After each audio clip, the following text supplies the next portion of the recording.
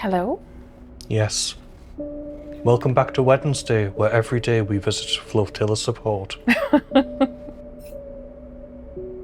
Yes, we are back in Citizen Sleeper. This is Michaela. This is Peter. We don't have many things left. So, for one, I'm starving, so we need to, if my cursor will appear somewhere, go and eat some mushrooms.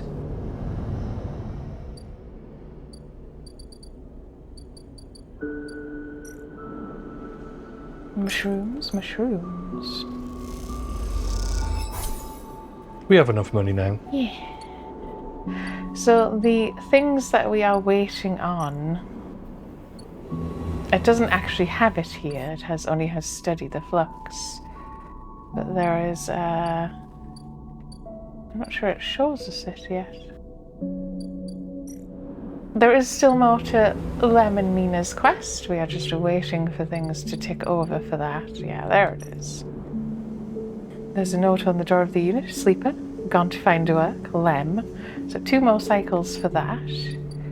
In the meantime, yes, we are helping the Flotilla. Sol is asking you to help bring stability to the ships from Ember's hearth, song, and step within the Flotilla. Yeah. That's Ember's heart, Ember's song, and Ember's the other one. Yes, the 3 main ships. And while that is happening, Peak is researching. We are waiting for Peak. Because it's like, study the flux. That's not something we're doing. We're just waiting. As long as Peak stops being mid, we'll be fine. Right, so we had done most people, I think. Those are the 3, yeah. Yeah. Got some decent rolls there as well. Peak researching something to do with the flux of Emden seems totally absorbed. Which one should I pick, I suppose? The top one. The top one. So the docking axis at Ember's Song Hub. This is unload supplies. Sal's shipment of supplies sits partially unloaded, the crew absent. If you want to help, the best way would be to finish the job. This is a risky with only +1 to endure. I suppose. You're not going to start with the 6s You and think then I just re-roll? should? Yeah, I suppose I could. 2. Someone comes to help you unload for a while, making the work go quicker. When you ask their name, they ignore you. What's going on? This is ticking over unfinished business. The more you offload supplies into the docking bay, the more attention your efforts seem to be gaining. Stick that other 6 in there. That was another ++. Yeah, let's just re-roll. Risky. We'll use the fall. We can only get a neutral or a positive. So we got never mind. And we got the positive anyway. We Woof. finished the unfinished business. It should just say finished business, right? I suppose. There is a loose crowd around the supplies you have unloaded and a tense mood brewing among them. You sit nearby on the edge of the shuttle's docking tunnel, resting. Also, voices warning, because we had a fair break, because we were both a little unwell in tandem, and then we had weird things going on with power. We've never met the people on the Axis before anyway. So Okay. Can be fresh voices, but the voices may not be consistent from this point onwards. Further away, crews from Ember's Song continue their lives as usual, coming and going, trading, discussing. There is a quiet efficiency to the hub, set up as a common space for the swarm of small ships from Ember's Song that are part of Flotilla. Unlike Hearth or Step, there is no one capital ship for this moon's refugees, just a mass of individuals travelling in concert. We told Hearth we didn't want their scraps. The jeering voice comes out of the small crowd nearby. You turn to see a gaunt, pale man wearing the industrial work gear you have seen many of the Song refugees wearing. You hear me? These supplies are to help. He was far further away, so he sounded different. Different, or stay silent. And yes, this is Peter, I thought with I'd a one match E. his Yeah. look a bit more. The Steely Embers sung a refugee. These supplies are to help. He smirks. Oh, how noble of you, coming out here to help us singers. There is a rumble of anger around the crowd. We agreed to join the flotilla for joint protection. We did not agree to Ember's Hearth using the flotilla to secure their control of the moons. You realize Peter is addressing the crowd as much as he is addressing you. With the cordon down, our crews are more than able to acquire what is needed from the Eye, what is owed as restitution for keeping us restrained. He pats one of the crates you unloaded. What we need, we will take. Saul wants to cooperate, and I have no stake in this. I mean, we do want to help Saul. We want to help everyone. Saul wants to cooperate. Sol is a farmer. Even the people of Song know that he was simply the sole survivor of Hearth's leadership. His authority means nothing. Peter looks around at the crowd. Hearth thinks they can buy us, but we remember the past. A rumble of agreement runs through the crowd. He smiles at them. Take the supplies if you wish, of course. We are not wasteful. How convenient. And Peter approaches you directly. The crowd tentatively moves forward, and by the time he reaches you, they are already dragging away crates and distributing the contents. I'm not the one for shooting the messenger, sleeper. Says Peter as he approaches. But we cannot concede to Hearth here.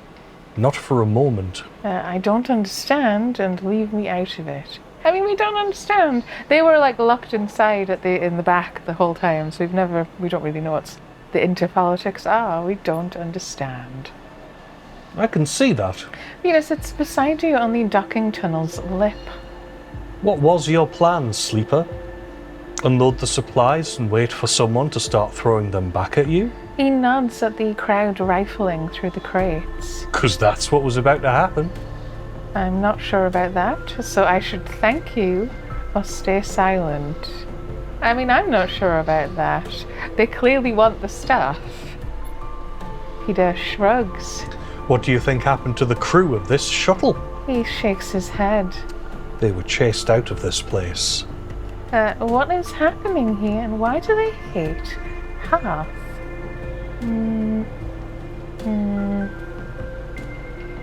What is happening here? We are maintaining our He independence. smiles. Do you know anything about Ember's moons, sleeper? Or were you planning to wander into this flotilla totally blind? An objective outsider offering help? He rolls his eyes.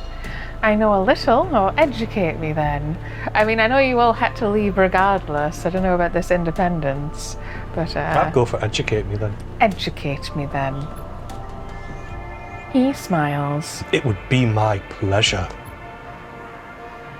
I'm going to assume you know the basics. The gas giant Ember has 7 moons. The 3 biggest are Ember's Step, Ember's Song, and Ember's Heart. He winks.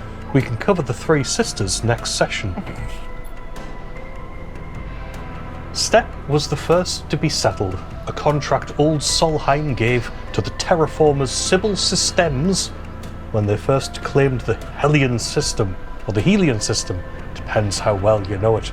That's way back when. Step was a testing ground, and like most testing grounds, it didn't turn out too well. A partial atmosphere slowly sloughing off each orbit, a dysfunctional ecosystem, or an ecosystem. It depends how well you know it. And a whole, actually I think one's American, ecosystem, and a whole load of dust-clogged settlers. The place is a miserable desert long past its best before date. So Sybil moved to Hearth, where they redoubled their efforts. The subsurface ocean and some balmy tidal heating helped, allowing them to build a real atmosphere, a real habitable world, a fact that the typical Hearth colonist won't ever let you forget. How did Sybil achieve such a thing, you might wonder? Well, that's where we come in. It's that same old rule of surrogacy, the one humanity built our universe around. Peter claps a hand to his chest in mock pride. My moon Ember's song is a sulfur-soaked rock covered in volcanoes, tidally heated by its inner orbit to sweltering temperatures. Exactly the kind of crucible you need to fuel a terraforming project. I suppose they lived on Helgen then, right? I've heard it belongs to the Helgast. Energy, industry, fuel. Song provided the raw materials for Hearth. Peter grimaces. Willingly or not. And a crucible requires people to run it. Us singers, born into a flaming pit and asked to stoke it so others might live in a paradise in the making. That's what we had to endure, and still Solheim brought everything down. Peter rattles off this speech from memory, and you wonder how many times he has delivered Once, I've delivered it once. No Solheim, no contract. No contract, no Sybil. And no Sybil meant 3 moons suddenly independent. Yeah, I was like, Cybele, Sybil, it could be, I'm not sure it's a real word. Peter shakes his head. It was a war, Sleeper. Sometimes hot, sometimes cold, and unsurprisingly, Hearth and Step came out of it better than us. Yet, Peter holds up a hand. they need us, Sleeper. Always have. And so we are the linchpin. We are the centre around which the moons orbit. Not swirling ember. We've resisted takeovers, sieges, and expansions, and now we'll resist this. Half the people on these ships think the flux was caused by Hearth, intentionally or otherwise, and I have to say, some cycles I agree. So before you come here to hand out supplies like a good soldier, maybe educate yourself. Because I'm like, what does that matter now? All of the planets went to the flux either way, right? You don't know about our people's struggle, and that's your fault. What does that matter now? Oh, but you abandoned Song. I'm not sure I would say they abandoned anything, because that's probably going to go down badly, right? Yeah, I think that's the dick option. Right. Peter shakes his head. Do you forgive crimes against yourself so easily, Sleeper? Would you return to the bosom? Always a silly word. Of the bosom of Essen Arp if they sent someone to collect? Peter stares at the crowd. Don't presume to judge us. I mean, you're judging me, but... I want you to imagine what it is like to try to live on an airless volcanic rock, where every system that sustains you starts shutting down. That sounds familiar. He spits and wipes his sleeve across his mouth. We abandoned nothing. Some stayed, others left, but we will reclaim Ember as soon as the flux fades or ends. We've weathered worse. Oh, don't you need the supplies? The Flotilla should be united, and I understand. Because it's like, to a certain extent, you do need to be united if you want refugee status, but I guess we understand. What do you think? I've been picking them. It's your game, so you kind of have to. I mean, they do, but they've already taken them, so what does it matter? Yeah, so you I need don't to see either the make a point of- statement that you follow him, but I don't know whether that's a, I bet you understand kind of moment, or the Flotilla should be united. So I'm not really sure. I'd pick one of the bottom two. Does that help? Not really, because those were the two Okay, options I I'd pick gave you. understand. I'm going to go for the middle one then. Right, okay. Well, what was the point? Okay. The Flotilla should be united. Have you been listening? Peter's voice. raises immediately. He's not going to say that himself, is he? Have you been listening? Peter's voice raises immediately. We don't want to be united, Sleeper. Being united by Hearth means living under them. Does it have to, though? I mean, you've already said I didn't get that from it, so- Sol isn't... He's only what's left as well, but... Demand equal. I don't know. I won't keep you from the docking access, Sleeper. No one here has the authority for that. But watch yourself here. Try to remember that the Eye is just another in the long list of people who have tried to control us. I understand. You are too stubborn, or stay silent. I guess I understand. Peter nods. Then let it guide your actions. Peter sighs. Oh, look, We are many, and we have many needs. Ships come to this docking access for repairs, for requisitions, for friendship. You can provide these as well as any singer. If you want to help in your own name, Sleeper, not of that of Hearth. Peter shakes his head. Carry that name here, and you will lose all trust. We'll have to remember that. Because I'm like, we were sent by them, but we're also here to help all of you, but... Be as we are. Act in your own name alone. Peter puts a hand on your shoulder and stands. I hope I didn't just waste my time here, Sleeper. And with that, he walks away, back to the shrinking crowd that is distributing the last supplies amongst the crew present. You watch them pass the food and water between them. No signs of conflict between the crews, just a careful distribution of resources. Peter chats with a few crews, each of them casting looks in your direction, ones that reveal little about the singer's intentions. You stand. It seems the tensions on the flotilla run much deeper than you expected. This won't be easy.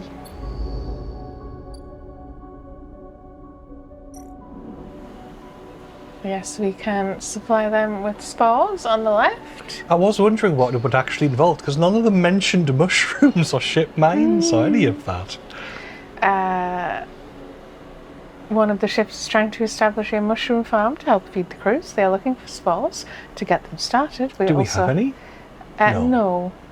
Ship mine replacement. One of the Singer crews is looking for a ship mine to replace their flux-damaged coal.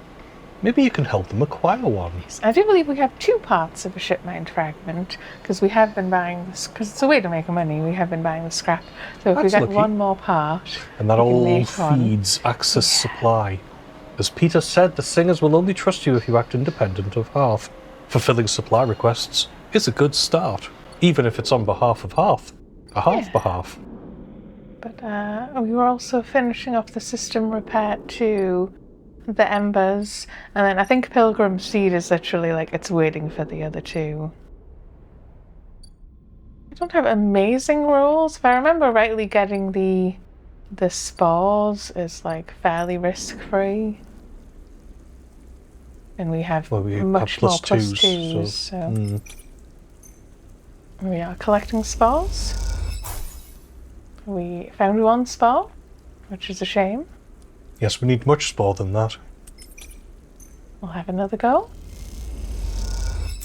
There we go. We got the positive outcome. Oh, you find a chamber thick with pale particles. You gather as many as you can. Unsure what species or types might be in the mix. So, was it the right ones? The spores are just spores. It decides what mushrooms you get when you grow them. Oh, okay. So we can supply spores on the left. Let's do it. The spores have been seeded, and while some may be suspicious of your efforts, crew by crew, we'll convince them. And I don't think we have like a scrap ship available just yet. We can also just buy a ship's mind. Is that expensive, I imagine? I think it is, yeah. It's 240. Saying that, we could afford it. We could, but all I have to do is wait for... Yes, so 2 cycles they'll go away and then come back, and then this one is There's other ways to get ship mind. There is. I was going to say, I think, oh yes, the Sidereal Horizon is the thing that has 2 more ticks over. We can get scraps in the Wasteland as well, if I remember rightly. I will double check on that.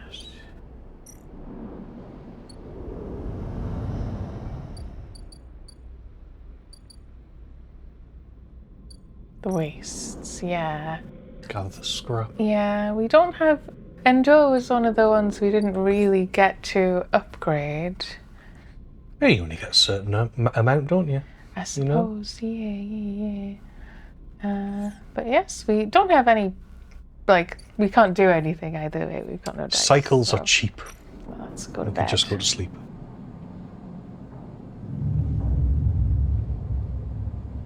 What dreams may come with the night? No, okay. Got a 4, a 3, a 4, and a 1. We are flickering. We are down to 4 dice. Actually, I'm not sure we can get a ship mine part here. I think this is literally scrap. It's that at the scrap cellar we have a chance to get a ship mine fragment. So no, we're probably just going to have to wait for that ship to get the other bit. I mean, there's a bunch of ways. Let me have a quick look. We have this that we can do in the interim as well. I'm still going to look it up. That's fair enough. So for the Aki, Wind's Long Shadow, Ember's Step, yes. We are doing system repairs. The crew won't let you into the dust houses, but there are plenty of supporting systems that could do with some love and care. And it's risky, but we have the +2 to interface, so we can use our force. We can exchange Havenage data with Caster, but I think that's more difficult than just gathering scrap. Yeah, I think that was a one-off, but I'll double check after I've done this. We notice a bug in the wind cycling system and manage to fix it. Aki gives you a knowing look. It seems like you are proving yourself. Then we will continue to make ourselves useful once more. That's the same text.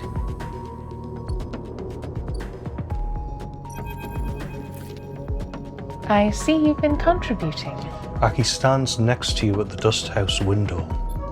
I was unsure what to expect when we joined the Flotilla on its voyage to the Eye, but after the journey across the system, then the quarantine, and then the flux reaching all the way out here too. Aki stops herself. Thank you. She bows a little. The other ships have only been interested in sending us supplies, but we grow all we need. She gestures at the dust house. What the dust houses need, that is the problem that concerns us. She smiles and turns to you. Shall we go inside? Into the dust house? Or is it safe? Or I'd love to, but I'm not going to. No, I would love to. I want to know. It's all mysterious. Things are under the dust. Aki smiles. Come. She taps away at the panel by the window. Seems only fair that after your help with the support systems, you get to see what it is that you are maintaining. Aki leads you to an opening beside the window. You pass through a dark changing room. You notice Aki is sliding on an oxygen mask and visor. She looks at the swirling dust inside. Inside, it's just like Ember's Step. Thin atmosphere, constant dust storms. Nothing that will bother you. She passes you a mask. The dust isn't exactly pleasant to inhale, however, so take this. You hold it to your face. She leads you through a short decontamination tunnel with its fizzing panels of purifying light, and then through into the dust house. Immediately the wind and the heat hits you. You feel the rough waves of dust scattering across your face and peer through the amber murk. Your feet slide on the shifting piles of sand. Welcome to Step, or an emulation of it at least.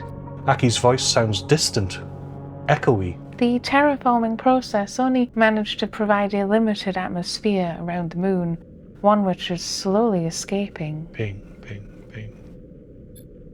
It's been like that since I was born, so I got used to the idea. You catch her bright eyes through the amber dust. So did everything else that lives there. You feel something hard beneath your feet, beneath the sand, like a coil of rope. Oh, do we look or do we ask? I would ask, because it's going to be a cable, and she's like, oh God, don't unplug that. What is under the sand? This is step silk. It's one of the plants we established on Step. She kicks away some of the red sand. Like any bast fibre, it can be retted and woven into clothes. I'm wearing some made from it myself. It's one of the many species adapted to Step since the Solheim collapse, which is why it must be preserved. She stares out into the swirling dust. It is as much a refugee as we are, and the dust houses hold hundreds of other species. You look at the pale, unassuming root threaded thickly through the sand. Aki watches you silently. Had enough? It will be easier to speak outside. Aki leads you back out through the decontamination tunnel, which blasts the dust from both of you with a burst of metallic-tasting air and into the changing room. Aki hangs up both the masks, patiently awaiting your questions. We've got, why bring plants with you? And what happened on Ember's step? I mean, the top one's sort of obvious. They're preserving their home. Yeah, she's kind of told you already, right? So we'll go for this one. Yeah. Aki pauses, pulling her shawl around her. She looks small and pale inside its layers. Layers? Layers. Step was already a doomed world. She sniffs. When Solheim gave the terraforming contract to Cybele... what do we think? Cybele or Cybele. Cybele? No, I'm joking. Cybele. Cybele.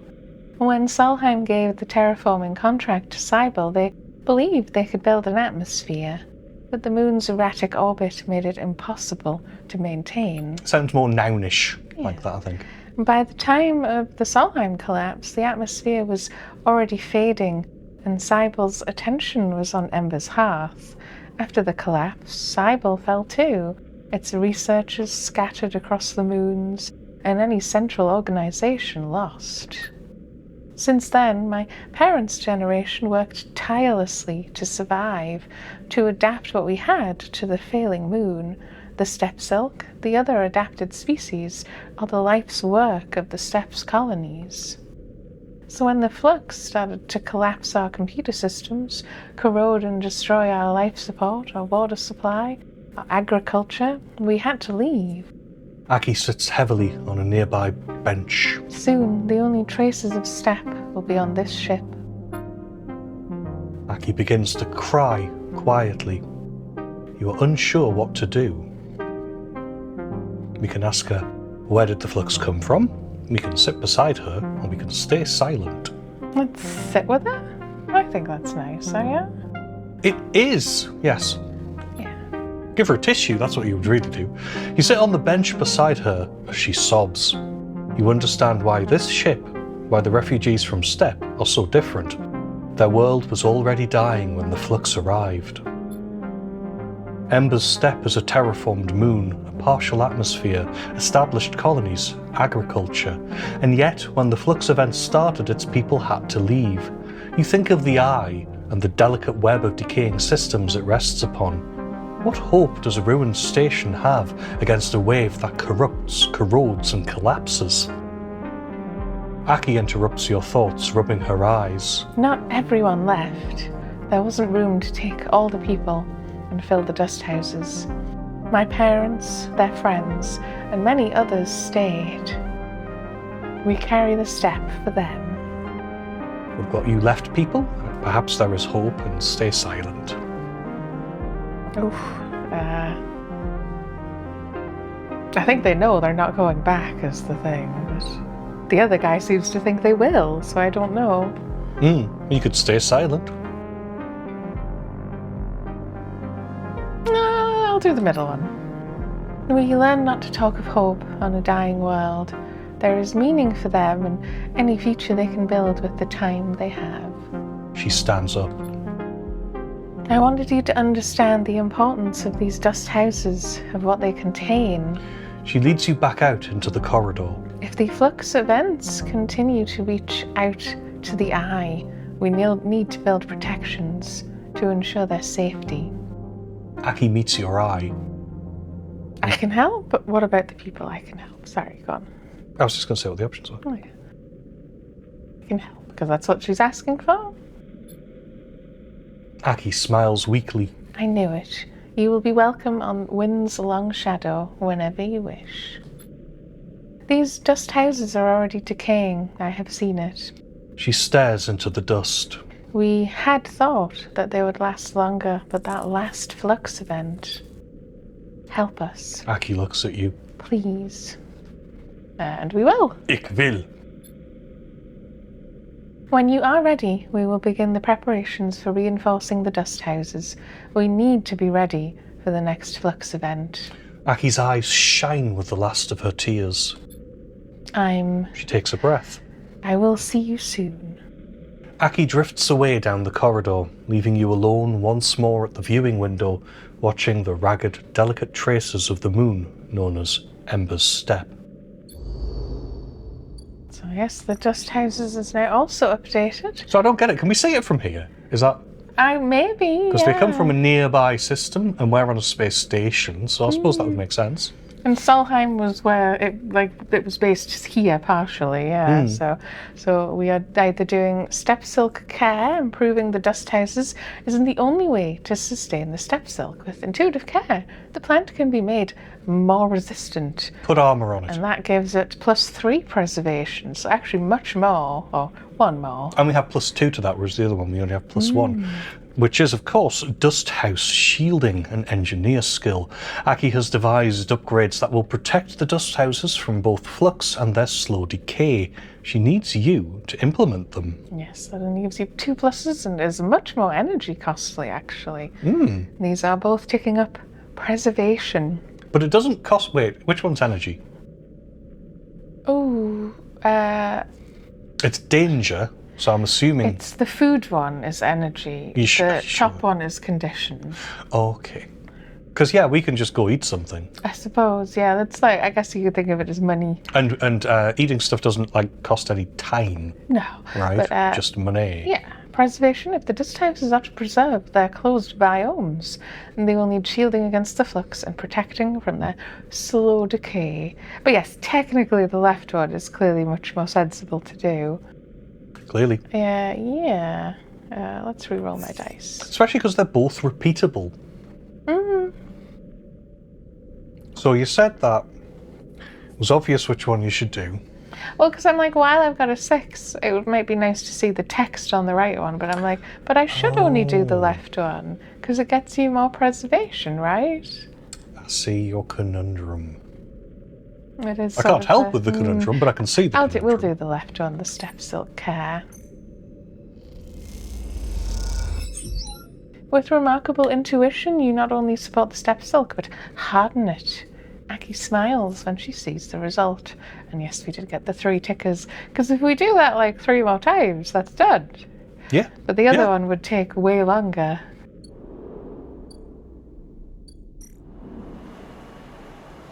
Right, caster, let's go, because I suspect that caster action is a single action, unfortunately.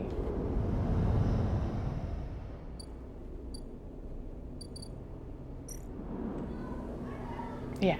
They're unavailable. It is a shame, because it would be nice if you could keep doing it.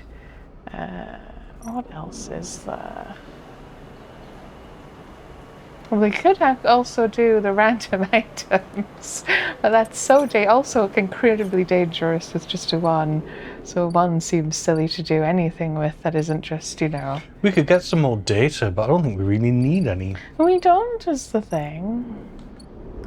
I'm like, is my mushroom house growing mushrooms?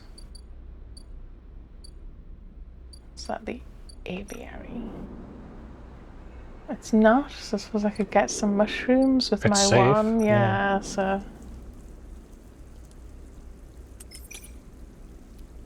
Okay, go on. Let's give it a go. That's risky, that one. Oh. Okay. Oh. Oh. It actually damaged our health as well. It did a tiny bit. Condition, even.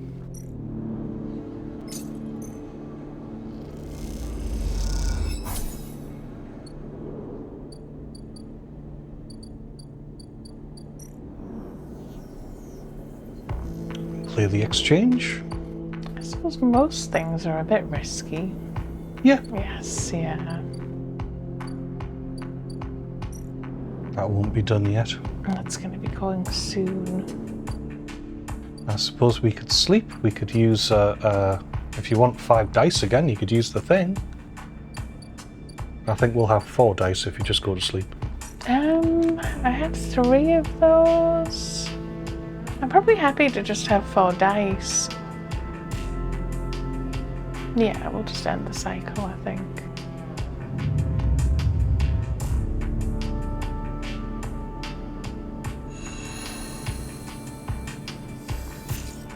Oh, they're good dice, though.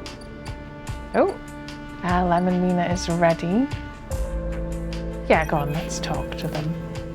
There's no answer when you buzz Lem's unit, but the door is open. You push the door and find Mina sitting in the middle of the floor, playing with Bun Bun.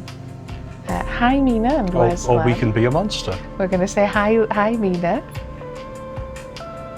Hi, Wobat. Says Mina sullenly, waving Bun Bun's paw without looking up. We've got how are you, and where's Daddy? How are you? Bun Bun's sad. Says Mina, nodding the toy's head in agreement. Like Daddy.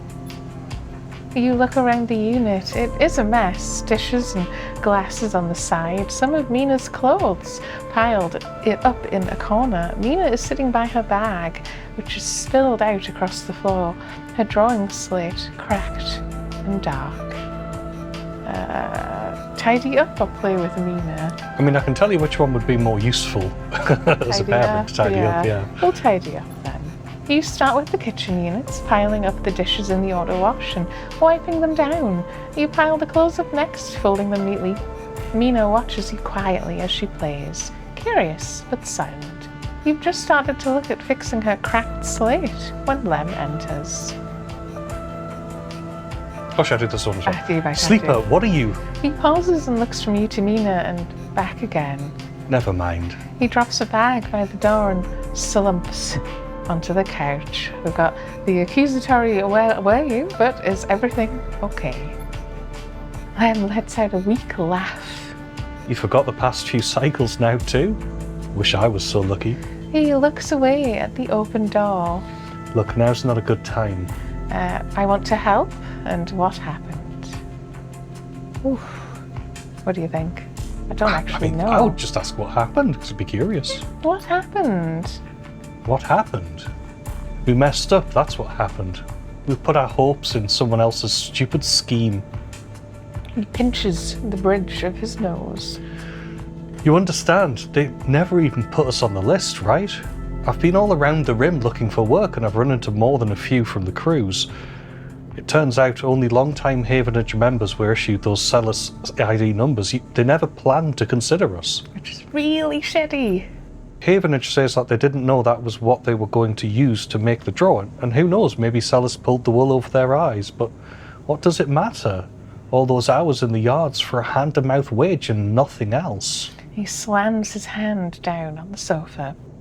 That can't be it, or you are giving up?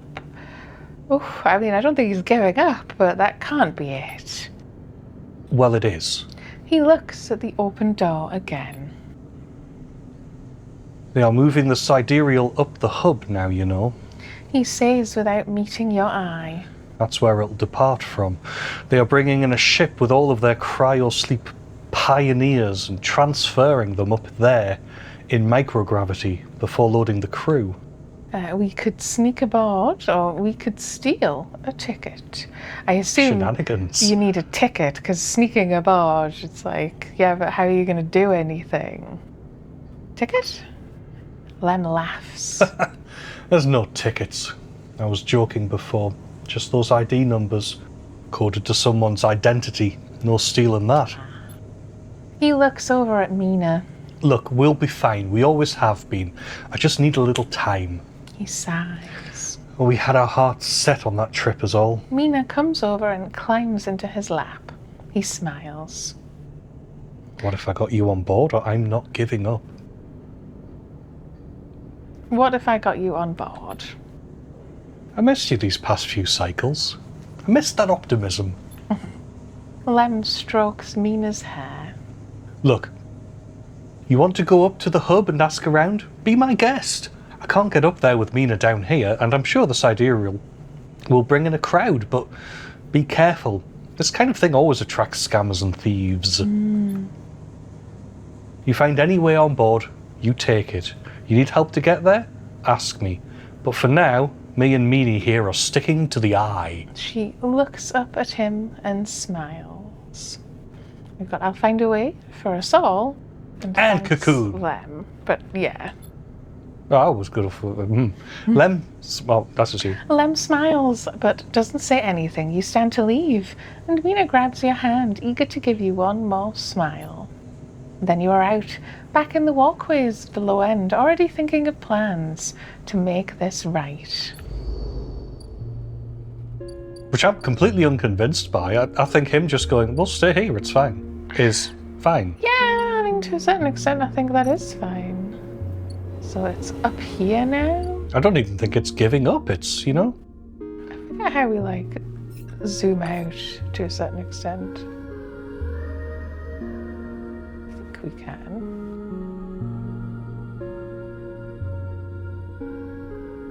Anyway, because I can't quite read the text over there. Oh, Sidereal Dock. The Sidereal Horizon Departure Terminal. We are scouting the dock, which is +2 to intuit. The Sidereal is being loaded and prepped among all the commotion. Is it possible to find a way on board? It's funny as well, because I'm thinking, well, how do you get into it? A way on board. You hope against hope that there's a chink in the Sidereal Horizon's vast armour. This is a risky action. Let's try it with our low dice. Well, we can't fail, at least. We got the positive, the ++. You watch the loading crews going back and forth, noting their paths and entryways. Could this work? Stop looking at my entryway. I mean, how much time and energy would you like to spend? Well, how much time would you like to spend? How many dice, I suppose? Because they're all going to be positive from now, right? I suppose, yeah. I'm all thinking, this was part of the main story that we missed really early on. And I always worry with the 3 DLC events that I feel like it keeps warning us that the whole place is going to shut down eventually because of the flux. It makes me think of Cyberpunk, weirdly. Just in the sense that when you install the DLC, there's an extra ending available. But it's completely extra. Yeah, and it means separate. You don't get to do the original endings. So yes, I did want to give them the chance to get away before everything goes down. So there we go. I mean, can we sort of crack off an extra save and then? It's auto saves. It's right. Not really a Quite the achievement, Casta, isn't she? Yeah. Sentry Celis must be proud. You recognize the resonating voice of Casta immediately and turn to see him, hooded and tucked into the shadows near the viewing platform. We've got ignore him, but also Casta. I see you remember our game. Good. He looks around, but the platform is clear. I'm afraid you'll have to wait for a rematch. Microgravity makes Tavla a little difficult. He smiles broadly. Casta walks out to stand beside you on the platform. The telltale clunk of magnetic boots accompanies his slow crossing. He notices you looking at them. I don't much like it up here. He explains. I hear there was some trouble at the Havenage shipyard when they announced the results of the crew lottery. Yeah, they screwed us, and I was there. I was there. I know. He sighs, meeting your eye. An ugly business. Sellers are too used to the ways think work in the core. Exploitation is the only logic they know. He gestures out at the sidereal. You know why they built this monstrosity on the eye? I mean, it's cheaper, I'm guessing? What do you think? Money or control? Isn't it the same thing? Money. That was a part, perhaps, but there are cheaper shipyards. He stares at the pristine yellow hull. Celis built it here. Says Casta gravely. Because they didn't want anyone to know it exists. He rubs his forehead. And secrecy is something I cannot abide. He turns to face you. There are people being loaded onto that ship as we speak. Sleeping people. Locked in cryo-sleep like the person that you were emulated from. There are hundreds of them, and Celis wants to send them out to a planet at the edge of the settled systems without anyone knowing where it is. It's admittedly a strange amount of secrecy. But you, Sleeper, can do something about that. You are like me. You deal with data. You can read it right out of the air. With someone like you on that ship, secrecy is not a problem. You can ping back whatever I need, whenever I need it, as long as you are on board. Ah. With you on the sidereal, and with some minor modifications, you can be my eyes and ears. I will keep track of Celis's grand project through you. Okay. In short, Says Castor, stretching. I can get you aboard, Sleeper. But I am going to need you to help me. Who are you, and what if I disagree? He's low-end data fence, it says Yeah, there. but who is he really? Oh. I am a concerned party in a low-end data fence. Someone who likes to know what is happening and when it is happening, not afterward. It's not just me. Yes, your friend Lem. That can be arranged. It's difficult, but not impossible. The condition, of course, that you go too. Castor clunks closer to the window, watching the tugs wheeling around the sidereal. It's a simple offer, and the only one that will get you on that ship. Please consider it. He turns back, silhouetted against the ship. But to make it happen, I need your assistance. As I said, there is a Celis Foundation ship docked in the now empty shipyard. I need the data from its servers. This will allow me to produce the IDs necessary for your transit. Okay, we haven't done any data stuff in a while. Castor looks over his glasses at you. Celis aren't stupid, though. Their ship is totally isolated from the station. You'll need to get on board if you want access to their air-walled servers. Once you have the data, meet me at your friend's unit so we can give him the good news. He smiles. I noticed his importance to you. And the little one. Cute. You don't extract the data before the sidereal horizon leaves the hub, then I get the message. We have other options, but you are certainly my preferred one. Okay. But be sure that when you act, Sleeper, once you take the data from Celis, you'll set off a series of events that will likely be hard for you to untangle yourself from. Yes, it's another warning of you doing it until it's done.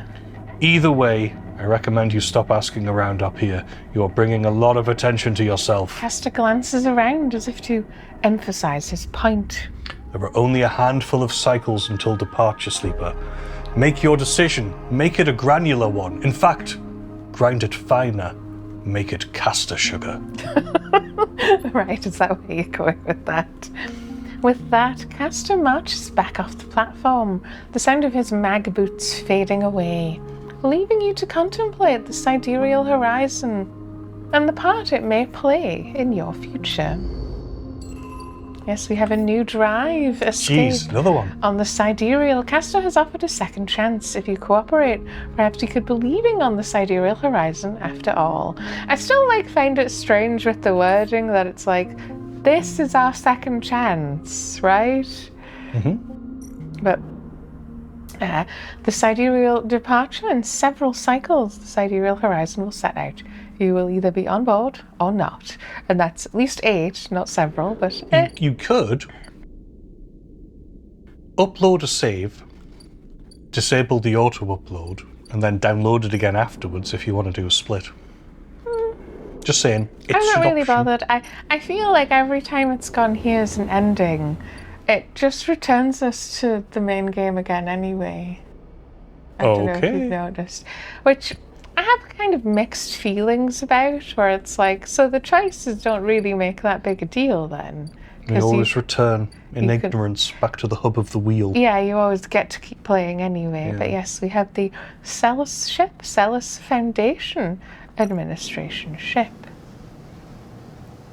We have 2 actions. One is critical, so we can only do it once.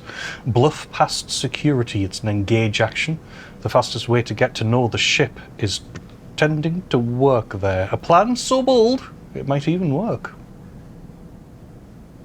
And we also have observe and explore. Careful observation and an instinct for security procedures will help you understand how to sneak on board. So the left one gets us +++, and the right only ++. it should be pretty safe for us to stick our 6 in there. And we are ticking over Celis infiltration, patrol patterns, security information, server room locations. You need to case this place bit by bit. Now, bearing in mind that critical action there, the Celis lockdown would be immediate because there's only 3 segments. Yes. If security gets wise to the potential breach, the Celis ship will go into lockdown for several cycles. It has a smiley face. Yeah, I can only win with the 6 though, so that should be fine for the left one, yeah. But yes, we don't want to do the lockdown, admittedly. Boom! Half done. You convince the guards to help you look for your ID inside the ship before you remember you left it at home. The fools. So that should mean we only need to do it twice after we've gone to sleep. We can also, take a risk, because, none of this gets us the ship mines we need. Yeah, that's why I'm like, I don't mind doing it for a bit. Because it hasn't game yet, yeah. The scrap thing will have ticked over.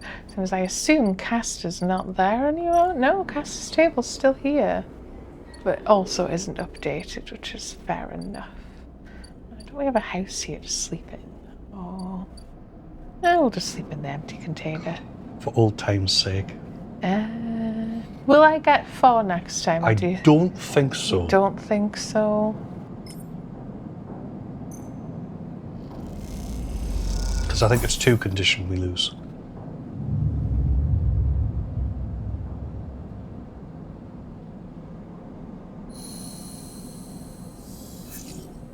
Oh, some good dice there, yeah.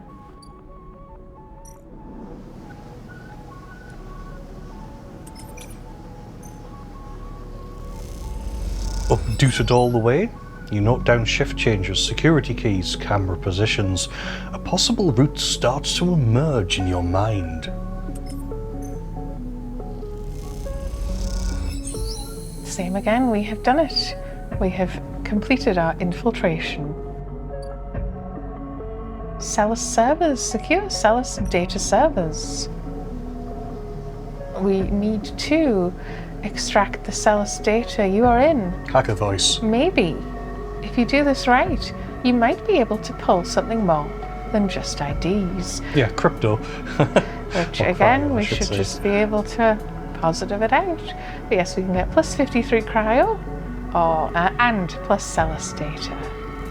Let's hit it. Yes, you find the data, but sitting right beside it, there is a cache of cryo. You take both. Too easy. I guess we're just giving this to Castor? Oh, no, he said meet at Lem's house, right? Yes. Castor, the curious data fence. When you arrive at Lem and Mina's unit, Castor is already waiting outside, leaning beside the door. Forgive me, Sleeper, but Celis is already buzzing with news of the breach. I was expecting you. We've got I don't like you tracking me, but... Well, that's a bit of a shame, because that's what we're going to be doing for the rest of our lives. Will this work? I mean, if we do that... Don't worry, the breach cannot be traced to the specific IDs I am about to create. Castor reaches into a pocket and produces a sleek green and white hand terminal. The data, please. Hand it over. You hand over a drive with the data and Castor fishes around for a converter cable to hook it up. He slots it into the terminal and after some whirring, a set of 2 transparent films marked with numeric sequences are produced. 2 tickets to an uncertain future. Castor smiles to himself. The child will go with Lem, of course. He pockets them. These are yours, but first... He holds out a white cube. Your side of the deal. What is it? Oh, hurry up. What is it? Something to help us make use of you. He passes you the square and you rest it in your palm. A small, white, perfect cube. Suddenly, you feel a sharp pain and flinch. The cube jumps from your hand and rattles along the walkway. You look at Castor apologetically. Castor smiles. Not to worry. It has done its job.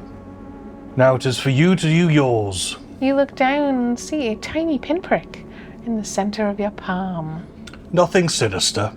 Castor puts the terminal away. This way we can keep track of you and the sidereal horizon. I didn't agree to this, or whatever you need to do. I mean, we did agree to it. He told us he was using us to... Not, we probably just assumed it meant like we'd ring him occasionally, but whatever you need to do. Excellent. Castor hands you the transparent films, and you see shimmering portraits of you and Lem flickering beneath the surface. Go. Give them the good news. And he reaches across and buzzes the unit. Lem slides open the door, half dressed in his gear. Sleeper, what brings you up here? Come in. He beckons you inside. You look to the side, expecting to see Castor, but the wall is empty. The unit is cleaner, better organized than last time. Lem sits at the thin bar and gestures for you to sit. Mina's with some of the local kids. Someone has started doing lessons down the way. She seems to like it. We can sit or we can stand. Let's sit. You sit at the bar. What's up, Sleeper? I have some news, or play for time. We have some news. Why are we playing for time? Because it depends if we're going to tell him that he's coming. I don't know. I have some news. Out with it then. Lem laughs. Rethink things. I have Salus IDs for us. Because I think he'd be happier. Never mind.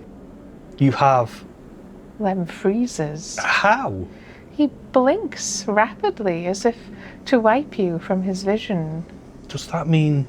We are leaving, or yep. Yeah, I think you have the choice either way for them to stay, but it's like he really had his heart set on it, so I'm like, surely this is the right thing to do, right? I don't know why, because it's like when he was describing it, it sounded like a kind of mean existence. Yes, it's certainly, we don't really know, it's a mystery what's going to happen, but yep. Lem stands up and paces around the unit. We have to pack. He starts laughing. Holy shit, we have to pack. He turns back to you, smiling. How the hell did you swing this, Sleeper? We made a deal, or a friend helped. A friend helped. Well, thank you, friend. You show him the ID films and he whistles at the portraits. Impressive stuff. He pats you on the shoulder. You should stay until Mina gets home. We can tell her together. I have to go, or sure. Sure. The buzzer goes. That'll be her. Lem gets up and opens the door, and Mina, a bundle of energy and life, rushes into the room. Robot! She shouts. Lem picks her up. Mina, you won't believe what they brought us. You flash her the passes, and she looks confused. They are going away after all, Mimi. He lifts her up above her head. Above her head? Above his head, surely. No, he lifts her up above her own head. On that big, beautiful ship. Mina screams and Lem laughs. He puts Mina down and she runs over to you and hugs your legs. I love you, Robot. She says quietly, so only you can hear. I love you, Robot. I love you too, or say nothing. I love you too, because we're not a fucking monster. After a while, and a while later, when you leave, you don't even think to check for Castor by the door until it's too late. You stop and turn halfway down the walkway, but there's nothing there. Even that little white cube is gone. So all the hallucinations. You keep walking back through the low end, deep in thought, excited and scared all at once. I do worry this is going to be an ending. Oh, I have trophies turned on and I should have them turned off. Oh well. I take it no, that is still there. Well, because that was just for the data, right? We have That's like not the ship. Yes, the ship still, I presume the ticker is still ticking over. It's not suddenly going to fill up. You'll either be on board or not, okay?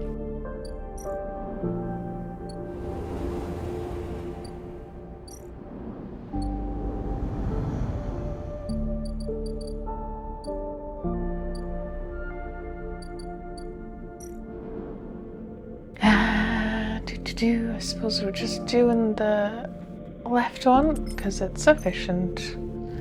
Let's do some step silk care. Should I re-roll the 3? Yes. It's 3, now it's a 5. drive. Perfect. Boom. There we go. That should be finishable next time as well. Oh, we can talk to Peak. Her ticker finally tick over as well. Have you ever heard of CAN? Or do you think I should just say CAN? Yeah. CAN channel sleeper.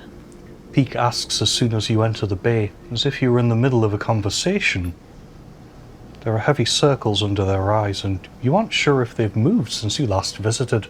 The console they are working at seems to have grown too, shadowing their slight frame in a wealth of screens and wires. We've got CAN. You mean for transit? Sounds familiar, or no?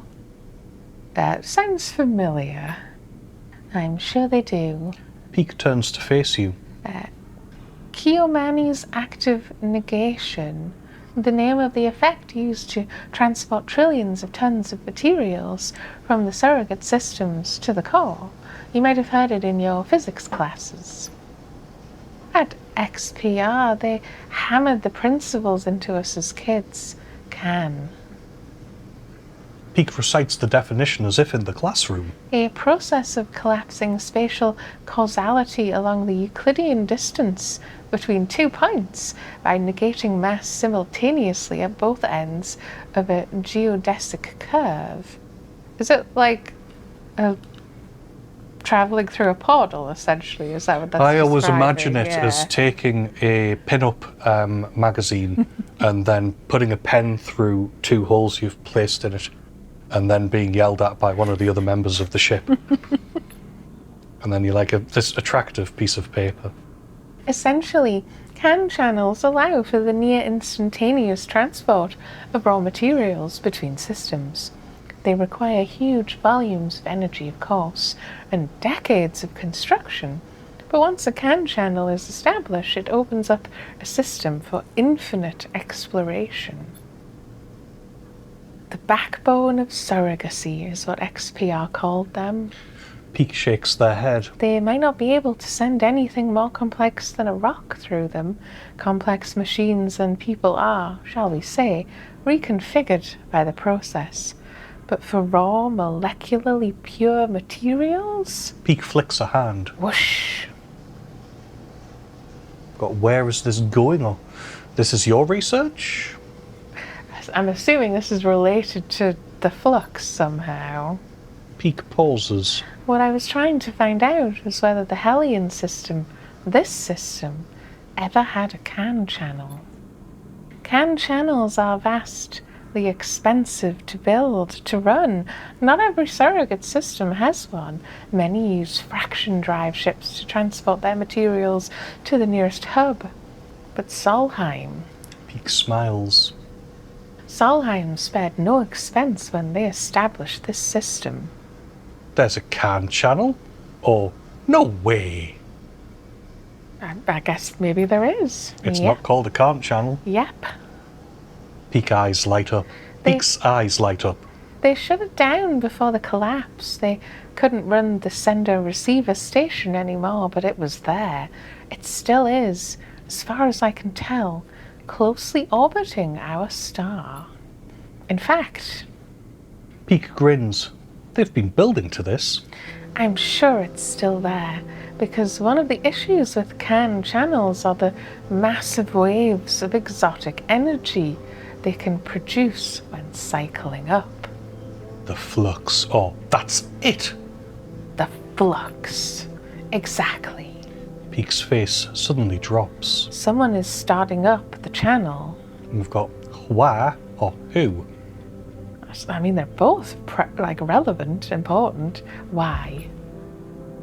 Peak sucks in a breath. That, I don't know. They start counting off information on their fingers. They'd need a lot of resources to do it, and they'd need to have people from the core systems.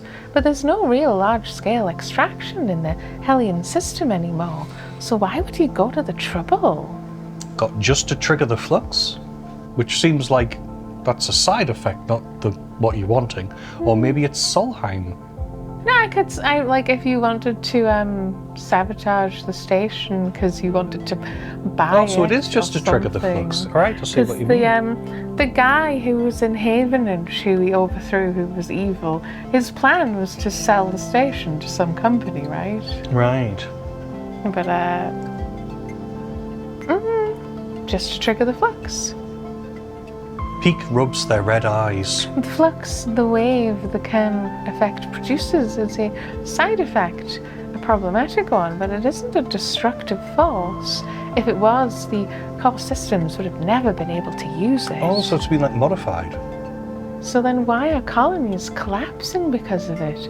Why is it chewing through systems, the kind of industrial systems set up to function within the range of a once active Kern channel? Peak is getting frustrated. The moons of Ember have been terraforming since before the collapse. They would have had to deal with the flux. Yet everything we have heard from the refugees says it brought down every system they had. Peak falls quiet, thinking it all through. Your mind drifts too, thinking of the Khan channels, those vast acausal highways that prop up the core systems and their endless appetite for resources. This system has been quiet for decades. Solheim collapsed. Most corporations gave up their claims, and apart from the Celis ships that came to begin work on the sidereal horizon, no one from the core has come here in all that time. You shiver as you imagine the attention of the core. The systems of logic and exploitation that created your suffering, turning towards the Hellion system. The floodlight turned to this dark corner. A shrill bleep catches both of your attentions, and Peak rushes to a screen, one showing a crude map of the station. On it, individual markers begin to flare up with insistent chirps. Peak looks puzzled for a moment, and then their face drops. No. They lean in close. It doesn't make any sense. Got what's happening, or bad news? What's happening? The flux nodes are appearing elsewhere on the station. Peak pulls at their hair. I set the system to alert me to other flux nodes near the epicenter of the flux event, but these are everywhere. The hub, the low end, the shipyard. How can this happen? The only reason we saw flux nodes here is because it is the most run down part of the station. They were barely shielded, but others appearing so far after the event. It's not us, is it, somehow? Because we hacked all of these areas? I hope not.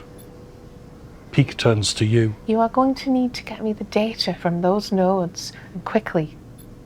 I'll keep looking at what I have here, but I need to know why they are popping up everywhere. Right now, and when I can. Right now. Right now.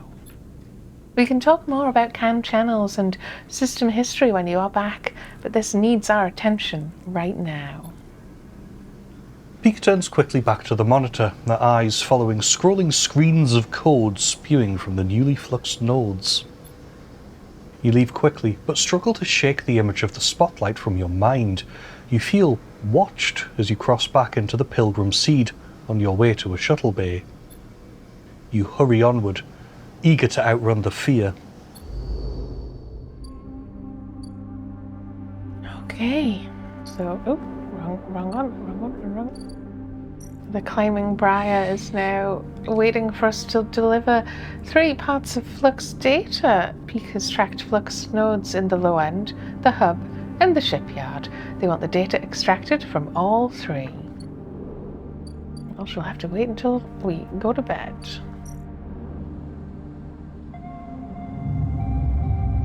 I know it's an emergency, but I'm pooped.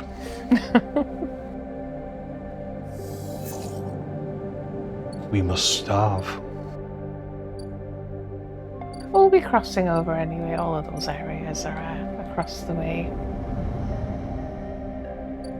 We will eat first. There it is. Oh, we were supposed to eat last, because sometimes we get... Yeah, but I don't want to risk losing condition energy. either. Okay. Yeah. So one was up on the hub, so we will head up. And we use our vision. to find the fluxed node.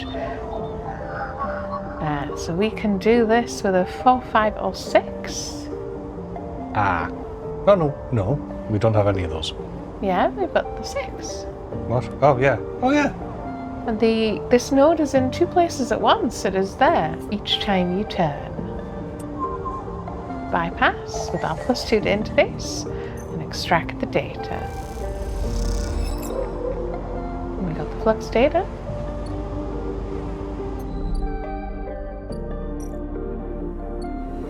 Next was in the low end. And yes, we'll might have to re-roll our dice, because the hacking one is you have to just match the number. 4, 5, 6, yeah. 4, 5, 6. So let's see what the train yard one is.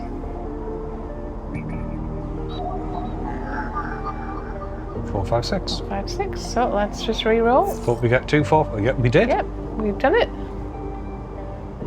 This node beats like a heart. The effect is unsettling. So I can use my 4, right? Yeah, I'll use. That won't take so much. We got 5 cryo there. Let's extract the data. It never updates the speech for those, I don't think. Doesn't look like it, no. You can do the last flux node with, I guess, either 5. This node is turned inside out, its skin writhing with distorted data. They're really unsettling descriptions. We got the fluxed data. We have 3. Let's go hand these over to Peak.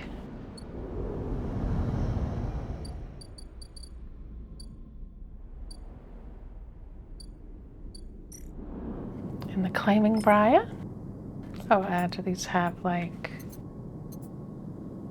flux data? A flickering, shifting fragment needs to be carefully decoded. Stick them in and start the action. You ever had your data fluxed?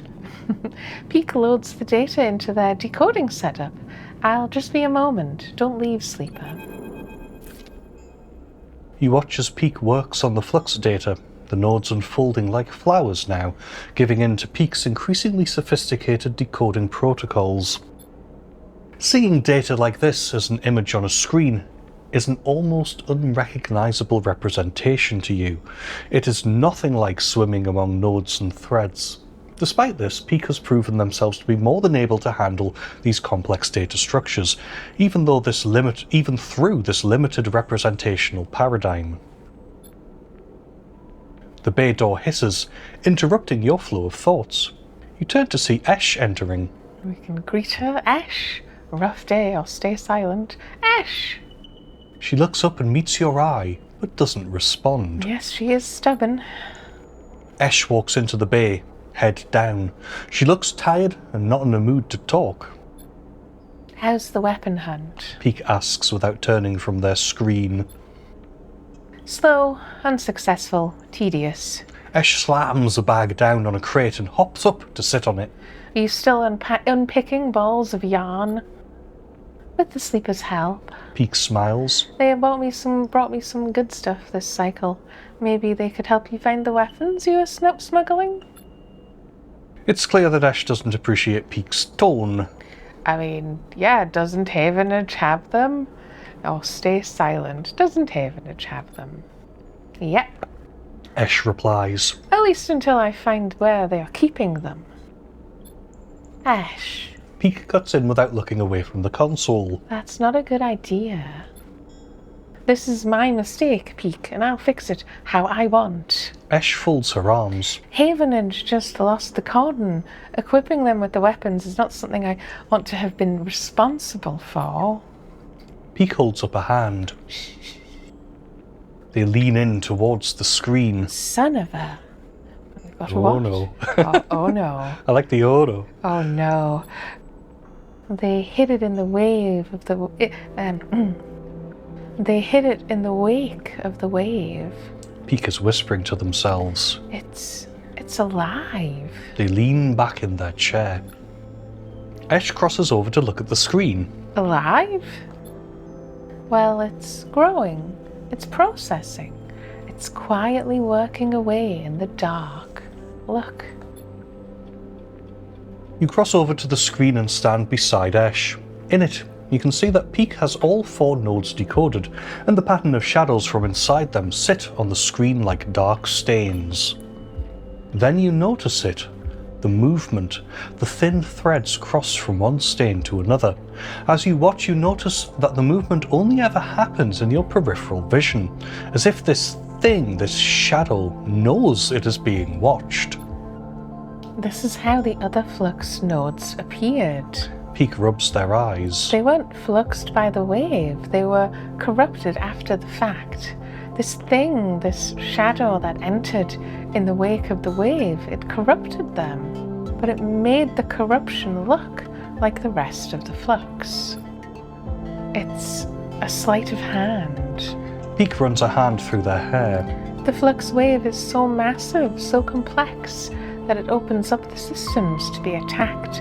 As it reconfigures exposed systems, this shadow is broadcast implanted inside. It's like a virus, right? The wave from the CAN channel, it is a brute force wave hitting every system in Hellion. Once the systems are vulnerable. Peak looks pale.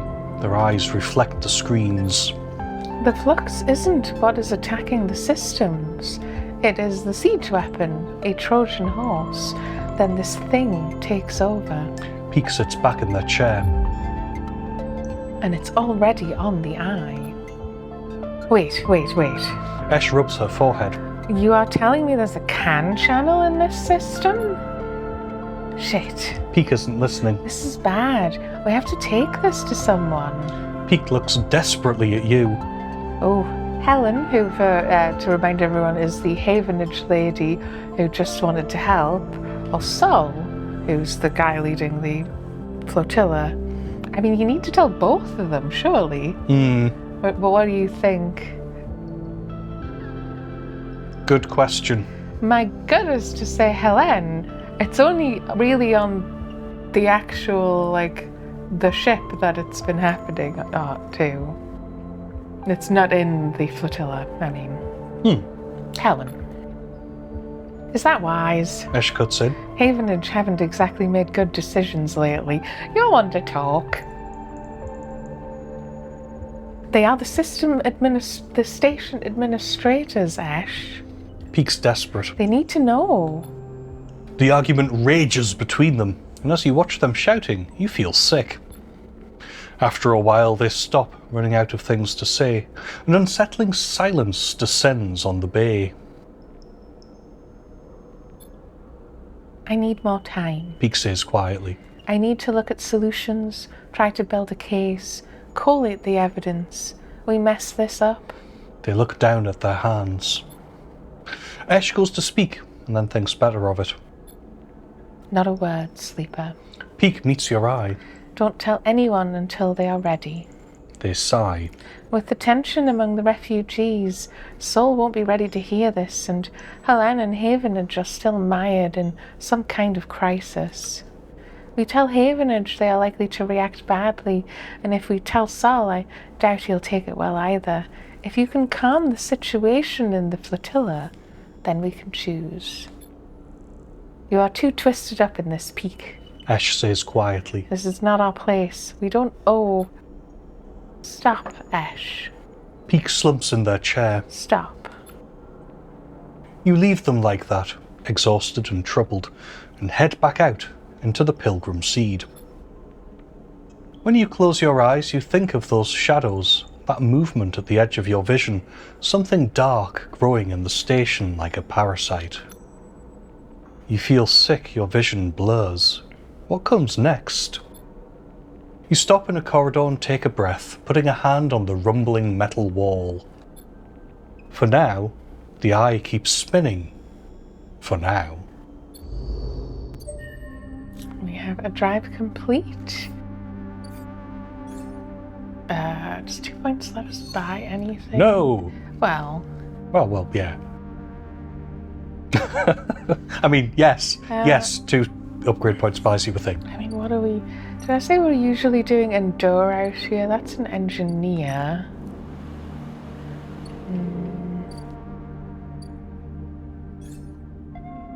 Yeah, let's Because I'm like, we have to pick one eventually. Let's do engineer. And then if we happen to somehow get 3 points, which I'm not sure we will at this point, we can get another plus to engineer.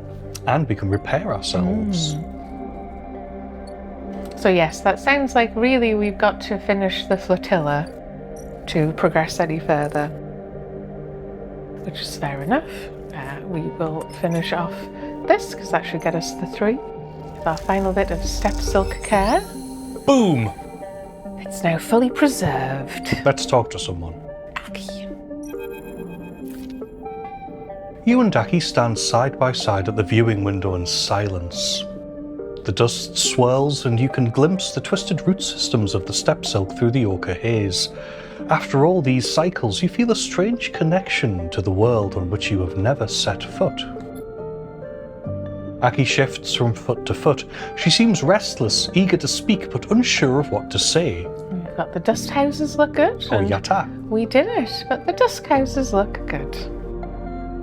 Aki smiles at you warmly. They do. She pauses and turns back to the window. What is the value of all this? She asks suddenly. Of preserving a world we have left behind. History, heritage, or conservation? I mean, surely it is to a certain extent about conservation. It's all of them. I don't actually know. Conservation. Aki is silent for a moment. These creatures should be protected, yes, but for us, their conservation is conditional.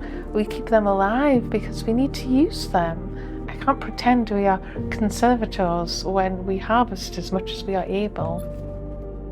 Aki paces away, lost in thought. I'm grateful to you for helping protect the dust houses, for ensuring their slide into decay is delayed, even averted. But now I find myself at an impasse. The stability of the dust houses changes things. It makes me aware of how blinkered we have become. Aki stops to look at you, her posture somehow different. If the ecosystems of steppe, if its people cannot grow to meet the future, why preserve it? She frowns. Are we just slaves to the preservation of what came before? We've got not slaves, inheritors. You can change, or I don't understand. You can change. I assume you wouldn't, live on this ship and preserve it indefinitely. The idea is to go somewhere eventually, surely. Aki comes close, holds your hands in hers. We must change. We must change to live. She smiles. I have seen that in you. The steppe, these people, this ship should serve more than heritage, than history. They should serve the future. She takes a breath. There are those in the flotilla that need clothes, that need food, that can benefit from the gifts of the steppe's ecosystem. I want you to invite them. Can you do that for me? How? Or, of course. It's like, do you want me to write a card? How? I know that Sol sent you. She smiles. You can tell him Aki, captain of the wind's long shadow, invites all the people of the flotilla to come. We've got captain, or I will. I mean, I got the impression she was in charge, to be fair. I will. She nods. Aki steps away. You want to know about the flux? No, about its purposes, its origins. She smiles. You wish to protect your home as we could not. I'm afraid I don't have much to tell you. It is an exotic wave of sorts, an energy that passes through matter. It shifts the very charged particles which run through our electrical systems. It is possible to shield against it as you would radiation, as we have done with the dust houses, but only while it is weak. The flux event here was much like the first ones we felt on Ember's steppe, localized, destructive but bearable, but in time its strengths grew. I don't know if it will be the same here, but... She pauses.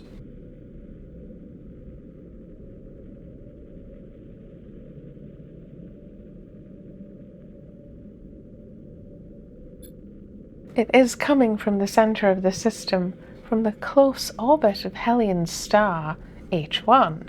That is all we could uncover. She is silent for a moment, unsure of what to add. I'm sorry I cannot offer more, but you are always welcome on this ship. She smiles. I hope I will see you when the others come. She squeezes both your hands. I hope this ship, these dust houses, can be more than a museum. I hope they can be a home. With this, she turns and leaves, and you feel that word, home, resonating within you like a struck bell. Yes, so we now have on Sol's ticker, Step Song and Half, 2 out of 3 are done. And a new song, apparently. We are still waiting for that ship mind. I'm going to go down and check on the ticker for that. Because yes, I could just buy it, admittedly. I'm reluctant to, but... You have the cash money. We do. You can also sell the 2 shipmind parts to make some of the money back.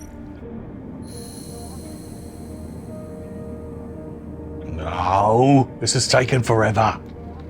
Yeah, because it's going to leave and then it will have a similar size cycle clock to this one.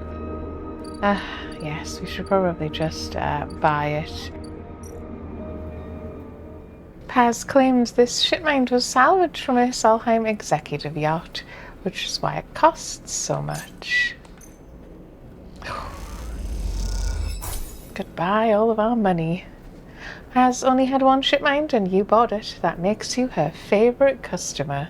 But if we get 1 shipmind core later, we can build a shipmind.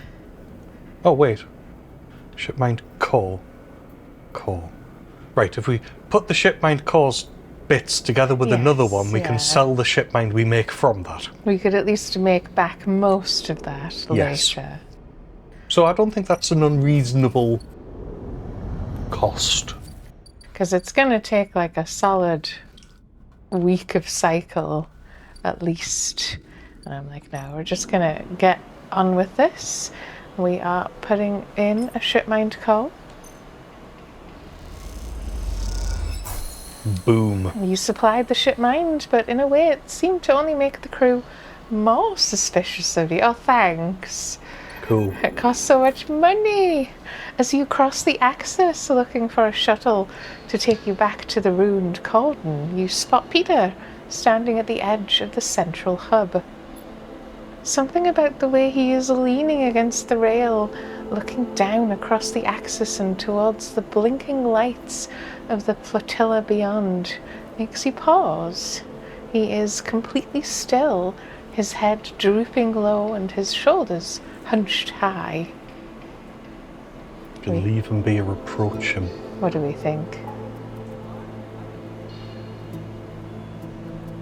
I don't know, actually, because it's like, well, approach him because you talk to him, but it's like, maybe you should leave him be, and like, then he'll gather himself and talk to you anyway. Yeah, if he seems a bit low, we could try leaving him be. Leave him be.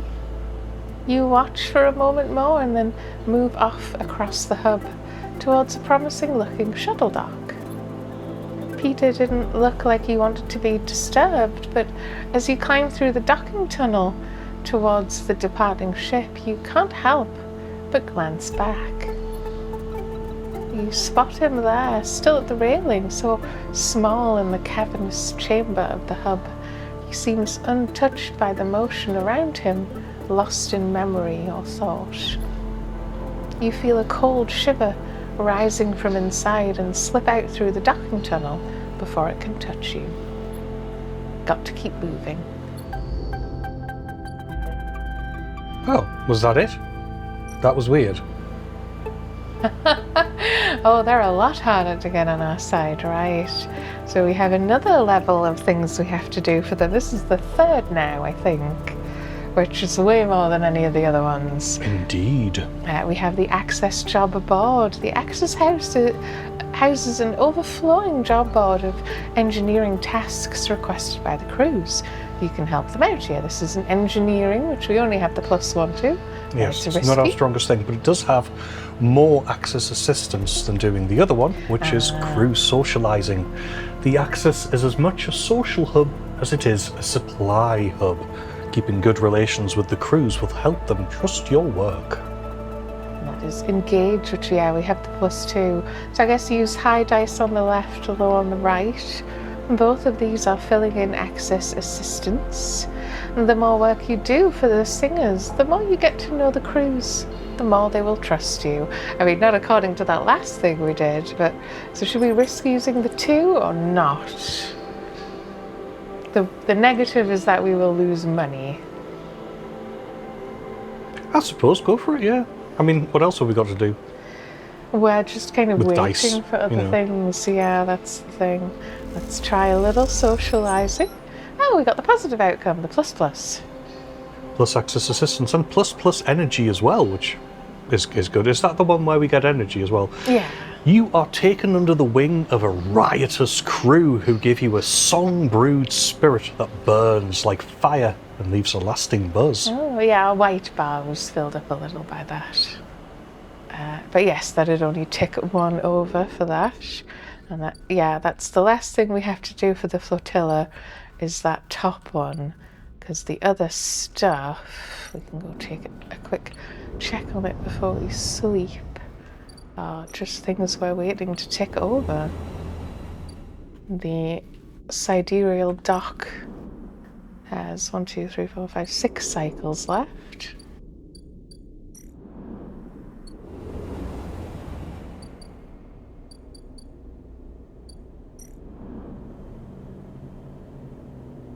Oh yes, we have a self-repair perk now as well. Yeah, we have scraps. The result isn't pretty. With some careful engineering, you can patch up your damaged body with scrap components. Jeez. Are we not doing it? No, I don't have any scrap. Oh, okay. I have money, stabilizer. Oh, I do have scrap, excuse me. And ship mine fragments. No, I totally forgot I had scrap, to be honest. So yes, the scrap ship is now left. So you have to wait 4 cycles for it to come back. What? Hence, though, we'll just buy it for now. And then the merchant is here, and you can buy it. Oh, okay, I'll just buy that ship mine fragment then. Oh, okay. Because, do you think I should wait and do it via scrap? I don't know. Oh, you know what? Fuck it, I'm going to do it. So we spent 32. And then we need to put it together in the Ort Fabricator.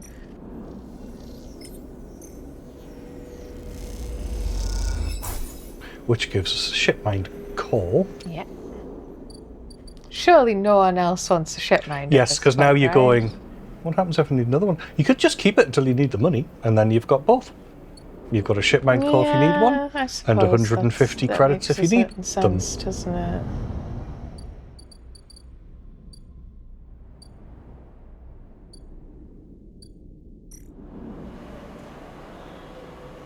So let's do the left one. Since I have a really good dice, I can only do it correctly. You take a handful of jobs and work through them, sharing tips and chatting with the crews. You can feel them warming to you. And we can also use our 4 at least and also get a perfect positive on the right in the crew socializing, which should be the same one, the riotous crew. And we'll L3. Ah, much better dice. Yeah. Let's do more job boarding. Yes. Should I risk? Yes. Because that's neutral. Yeah. That's not too bad. Let's see if we get a neutral. We did. We got the neutral. You take on a patched job that has been on the board for ages and clear it quickly. The crew are very pleased. That's neutral. Fair enough.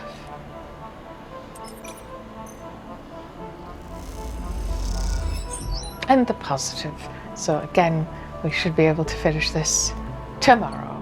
Yeah? In real life or? In the game. In the game. In the game. Perk self-repairs right there. Do you want me to try it? Yeah, because then I'm guessing it just doesn't do any damage to you. But it might actually give you a plus. Yeah, get filled in a yellow. So now if we go to sleep, do we keep 5 dice?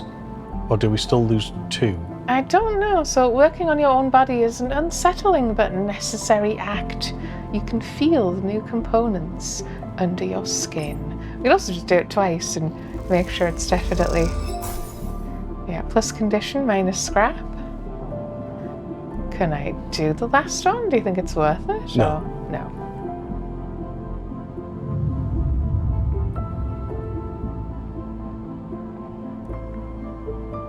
Ah, sleep. Those little slices of death. How I loathe them. Very nice. Right, let's see if we can do another part of the docking access. We'll finish a job on the job board, which went fine. 1 left. 1. Yeah, we'll just make sure we get it. There we go. Sleeper. Peter calls to you as you cross the access. He is standing by the same railing as you saw him at last time, and he beckons you over. I've been hearing He things. gives you a sidelong look. Good things, bad things. Stay silent. Good things. Peter smiles. Mostly. He rubs his hands together nervously. You wait for him to speak. You know, on Song, I was a teacher. He glances at you, anticipating a response. That is a bit cheeky, because you went Sal, he was just a farmer. It's like, the lady, like, actually seems like she said she was a captain, right? Yeah, it is a captain. Yeah. We've got really, or stay silent. Really. Peter sighs. Don't sound so surprised. I mean, Mechanical engineering. It's an essential subject on a moon where a single mechanical failure could mean the deaths of hundreds. He looks at the ground. The heat, the atmosphere, the radiation, all of it is hostile to us. My students knew this.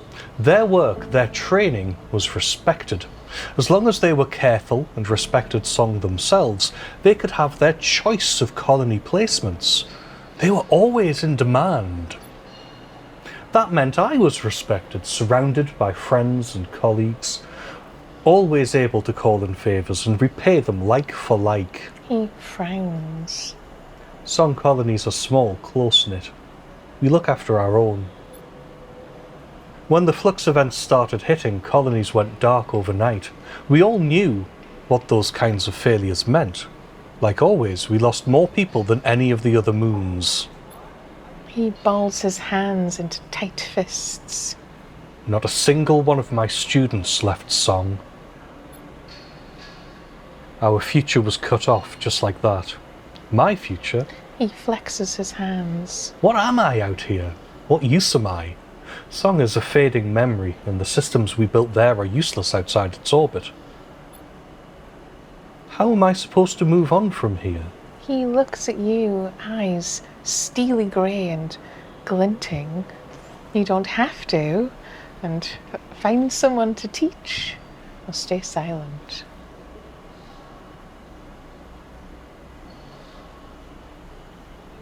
I don't know, does that sound too trite? I think it sounds less trite than you don't have to. Does that help? Peter pauses, thinking. You don't give up, do you, Sleeper? You just keep going. Peter shakes his head. You remind me of a student of mine, one who entered the program from one of the smaller colonies. They didn't have the advantages of some of the others, but they were stubborn as hell. By the end of the program, they were the most skilled of their peers. They didn't get the best assignment, maybe because they didn't spend much time making the kind of connections that would help you get there. But that didn't matter, because I knew they would make the best of anything they set themselves to do. Peter is smiling now, buoyed up a little by the memory. Singers are stubborn, Sleeper. We aren't going to change easily. We won't forgive easily or take help easily. But we'll hold strong. You can count on us for that. Peter stands from the railing. When you see Sol again, You can tell him that. You can tell him how the crews of Ember's Song operate. Tell him we will resist. If that means resisting Hearth's imperialist ambitions, so be it. If it means resisting the Flux, so be it. And if it means to, as you have, help others resist those same pressures, so be it. Peter smiles. And then tell him to leave us alone. He turns his step lighter and heads off towards the center of the Axis hub. Tell him yourself. That's it. That's all three done. It's now time to talk to Sol, the pragmatic captain. When you arrive at the bridge of the Pilgrim Seed, Sol is waiting for you. You wouldn't believe the messages that have come through here in the past few cycles, Sleeper. He smiles. The ship from Steppe has sent a goodwill gesture, a whole cache of supplies from their own farms. He smiles. I'm not sure how we'll use them, but the gesture is a welcome one.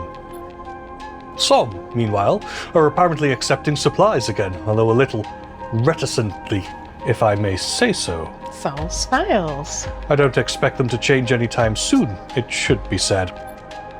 And what I'm wondering, Sleeper, is what part you had in all of this. Sol eyes you, waiting for an answer. I changed things. Yeah. I helped where I could. Or no part. We helped. That's what we do. I've come to expect that of you, Sleeper. He smiles. You look at Sol, his eyes bright and eager, and wonder what he sees in you. Are you a tool to be used, or an ally? It can be hard to tell. I want to show you something. Sol squeezes your shoulder, turning you to face the lift. He leads you along the axis of the ship, towards the engines, the clanking of his suit accompanied by the constant hammering and welding that fills the echoey bulkheads of the Pilgrim Seed at all hours. With the cordon lifted and shuttles able to go out to salvage scrap and barter for supplies, the ship has become a place of transformation, moving towards some state yet to be revealed to you. You look at Sol. What is his plan here? What is he preparing the Pilgrim Seed for? Or are his sharp eyes simply focused on making it through the next cycle? Suddenly, Sol stops in front of a huge bulkhead door, like the seal on the front of a dry dock hangar. He signals to someone in a cabin high up, attached to the wall, and they begin the process of opening it up. The Pilgrim Seed was built as a short-range freight carrier, you know?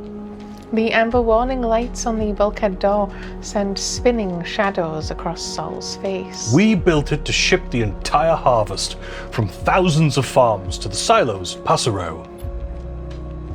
When we realized we'd need to leave, it was the biggest ship we could muster. Sol raps on a metal plate. And somehow she's carried us all the way out here. You led the evacuation? Or we?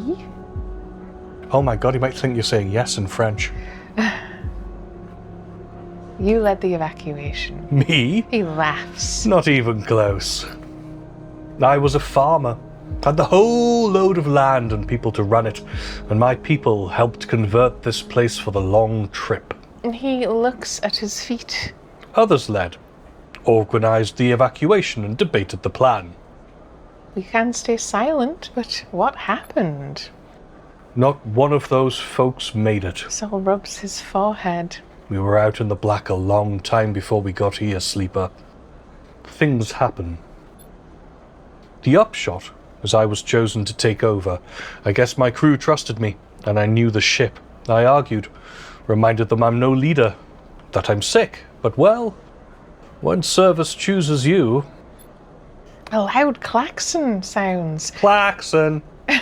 indicating the bulkhead doors are ready to open. That's what klaxons sound like. They groan as they slide back, the metal squeals echoing through the vast ship, bouncing off its hard-plated walls.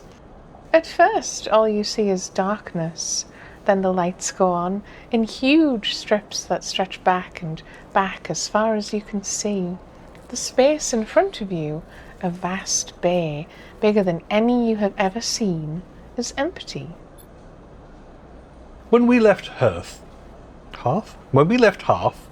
we didn't have the time or resources to convert the entire ship. Sol begins leading you into the massive space. So much of the freight space we sealed away, shut down. But now, we have time. We have resources. We stabilized here, at least for the moment. Sol turns to you. Now is the time we make use of all this. But what are you planning and how can you use this? What are you planning? What do you think happens next for the Eye, Sleeper? Sol sighs. The flux has already hit one part of the station, and from what I know, it'll hit again. On Hearth, we lost everything. There isn't much time, Sleeper, but there is enough time to do something. Think of the number of people we can fit on here. The farming stacks, the housing, hell, we can plant some of those mushrooms you love so much. I guess. Always with the collecting mushrooms. This is the way forward, the only way. We need to fill this ship with able bodies and head for the starward belt. I thought the Eye was your destination, or we can't leave. I thought the Eye was your destination. It was, until the flux hit here. Now it's just another stop. I'm glad of the chance to resupply and salvage, but we need to go further out. I mean, to be honest, I don't really blame them. Also, it probably would make Ellen's Eye go, oh, you don't actually want to live here then, you just want to go? Fair enough. He is a pragmatic refugee leader. I want you to help me. You know the Eye. You have connections, and you can work hard. I've seen it. Sol meets your eye. I know you are like me, Sleeper. You didn't choose service.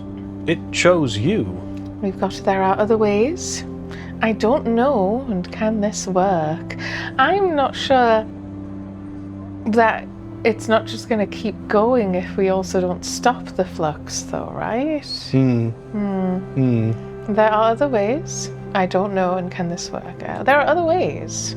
If you know him, go ahead. But I'm telling you, this is the opportunity we have now. I know it's a lot to think about, Sleeper. Trust me. Sol begins to lead you back out of the bay. But think of what we can do here. The flotilla can't last forever. We need more than just farmers to make this work. We need to build a new world for ourselves. I've heard that out there in the belt there are other people who've been setting up since the collapse, making something of their own. That's our future, tucked away in those rocks, far from all of this. I didn't bring my people here just to let them die somewhere new. And it does feel like, yeah, everyone else has been doing this. It's like Ankita and Bliss also have gone to the Starward Belt, and I think one of the other story veins we had did as well at some point. Sol crosses back over the threshold of the bay. It signals for the operator to close it up. The door groans and Sol waits for it to stop. Think about it, Sleeper. Sol claps an arm on your back. But don't wait too long. This is happening soon. And he leaves you there in the silence of this vast bay, your head spinning with the thought of leaving the Eye. It's another drive complete. We have an unpoint. And yes, the Climbing Briar now has a ticker on it. Ooh, episode Refuge complete. The second part of the Flotilla story is complete. Episode Purge, the final episode, will begin when the clock below is complete. Good luck. Good luck. Gathering evidence, Peak is compiling their data on the flux to be presented to Sol or Helene. You get the sense they are dreading the choice. Okay. I take it, yeah, everything else is closed up. It's gone really quiet. Yeah.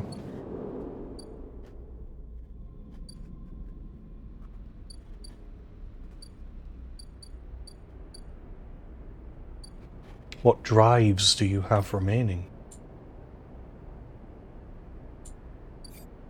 I can go and check on it, but honestly, I think the refuge one is going to tick down sooner. Yeah. That's got 4, the other one's only got 2.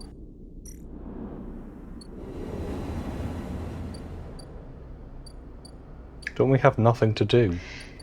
I guess we kind of don't, you know?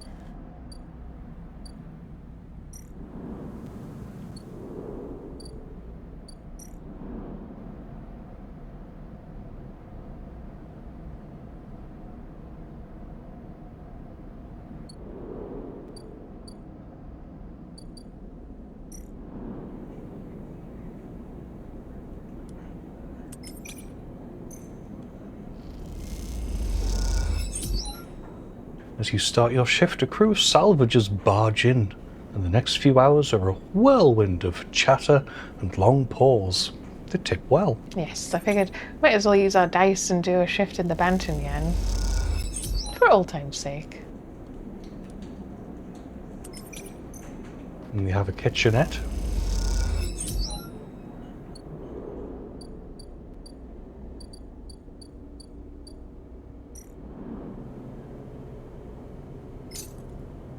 We're going to buy some crackers for our kitty. Meowvelous.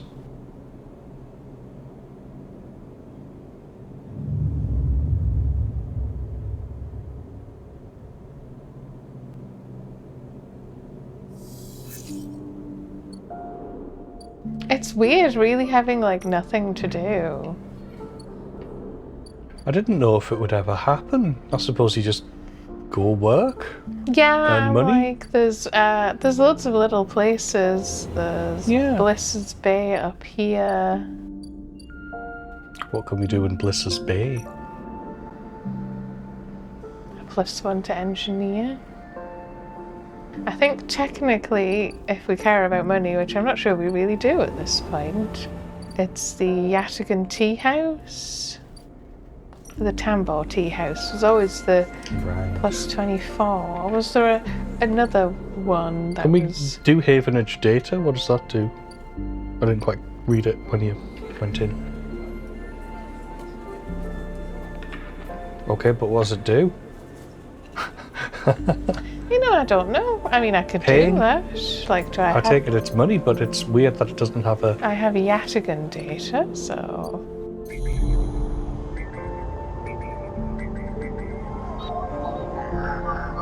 Two, a 3, or a 1.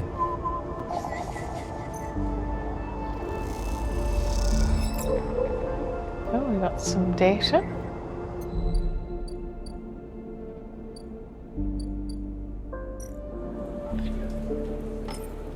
You've heard the Yatagan Enforcer based here are paying low-end residents with information on Havenage movements. The tea house's enforcer signals for a hacker to come out for the upload. Their eyes widen as the data streams onto their system. What did we get? Money? Just a little bit of money? Just a little bit of money? Yeah. A little bit of money.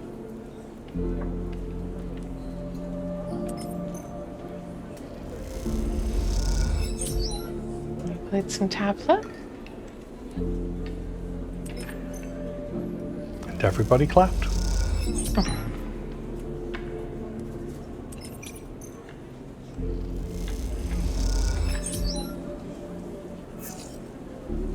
Oh! Nice. Yeah, good dice. There we go. We've made quite a bit of that money back that we had to spend anyway. We are now modestly well off. Eat it! The stray crunches up the crackers as you watch. Sometimes they'll let you stroke them, sometimes not. They're a cat. That's how cats work. And we gave ourselves a good seeing too.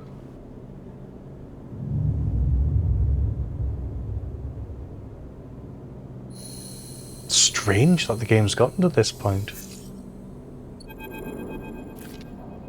Sleeper. Peak is waiting for you in the corridor. It's time. Peak looks pale and dishevelled, with heavy marks under their eyes and strands of hair sticking to their face. What? For the data thing? Do we give it to Helen or Sol? We're ready. I expect to go, oh my god, you don't know? Peak holds up a thumbnail-sized drive. All the data I have compiled on the Flux event The effects of the wave and the structures that hide within it is on here. You look at the tiny drive, a casket of dark secrets. I've annotated it to the best of my ability. Anyone should be able to understand the threat, the potential in this. It makes for grim reading. Without intervention, the eye will suffer a cascading collapse of systems, just like the colonies of Ember's moons. The options we have are you're sure and intervention. Intervention. Peak grimaces. That I'm still working on. Peak looks at the drive. This shadow in the flux, this protocol, is so hard to pin down. It adapts to any countermeasure I have tried to deploy. It is like trying to hold water in a cage. It slips right through. We've got, there has to be a way. You must keep looking, or the standards stay silent. There has to be a way. Peak closes their hand around the drive. We need help, Sleeper. This is about everyone on this station. We have to set up a meeting to tell someone who can do something about all this. In that regard, in regards to both, I do think the right answer is Helene, unless you have any massive objections. We haven't spoken to Helene for a while. Because to me it feels like it's coming here, so the right thing to do is to warn the people here, not to warn Sol so he can leave. It's like you want to warn the people here so they can make up their mind. Also, Havenage have all of the people who could maybe figure something out. Programming, because that's where all of the people who were doing the hacking are. It's not the people on the Flotilla. Right. Like our friend from the beginning of the game who helped us with our tracker, who I have completely forgotten his name. On the other hand, the DLC is about the Flotilla. Yeah, I'm going to say Helene unless you really think I shouldn't. No, go ahead. Helene. Perhaps. Peak pauses. If anyone can protect the eye, it's Havenage, but their internal politics will make it hard for them to act. Will they even listen to us? Or perhaps. Peak adds thoughtfully. We've been thinking about this all wrong. Their eyes glint. Why make a choice when we can tell both of them? Thank fucking Duh. God. Why pick a side when the only side in this entire thing is one we all need to take? Peak speaks as they think, their words barely keeping pace with their thoughts. We need to resist this together, or we will fail. We need everyone on board, Sleeper. They smile.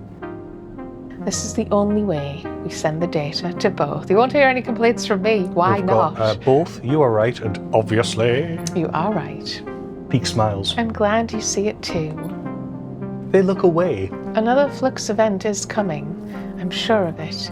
And I'm not sure we can survive without help. Peak opens their hand and holds the drive out for you to take. You need to do this, Sleeper. I can't. You know Sol, you know Helene. They trust you. To them, I'm just another spacer. You are a part of this place. Hearing someone else say it hits you hard. You are a part of the eye. Peak is right. But right now, that feels more like a weakness than a strength. I have set up a data relay at the cordon. It's neutral ground. Take the data and send it out to Havenage and the Flotilla. Once they receive it, they will come. We can be sure of that. You will meet them there and take them through it all. No one could do a better job. They took a strand of hair behind their ear and can respond with, "Oh, come with me." Peak pauses. I can't. It would only draw suspicion on you. Havenage want nothing to do with us, and Sol is paranoid at best. Peak tentatively puts a hand on your shoulder. Thank you, Sleeper. I know this is hard, but we have to move forward. We can't keep this to ourselves anymore. They step back, looking thin and pale in the harsh station light. Come talk to me once it's done. And they slip away into the eye. There we go. I take it we have... Ooh. The flux Does that music stop because we data. came out of the conversation? Or was that just perfectly timed? No, I think it stopped because we came out of the conversation. I do want to eat. Eat. Order fungus. There we go. We had the good stuff. Yeah. I'm going to take another... It should be two tickers left on here now. Yep. That's correct. Down we go.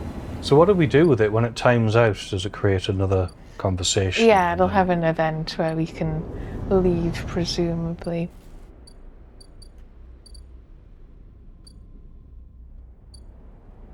Because I think really the story's only relevant if we stay. The cordon, the Havenage quarantine. But you reckon it might pull us back anyway? Warning, final episode. Once you send the data, episode purge, and the final series of events on the Eye will begin. After this point, you will not be able to return to complete other drives or find other endings. Make sure you are ready. Okie dokie. That's a pretty explicit warning. So we're just gonna power through 2 days and then see because all the regular endings, all the ones attached to the main game, they don't really stop you from playing the game more, as we've discovered.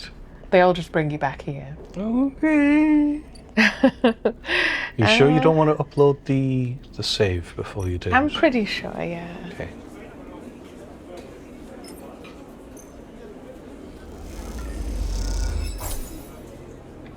Some cryo. I'm sort of going like, maybe I'll need money at some point. I don't know. So this just seems like the most sensible thing to do for 2 days to me. So we're just going to blast through this real quick.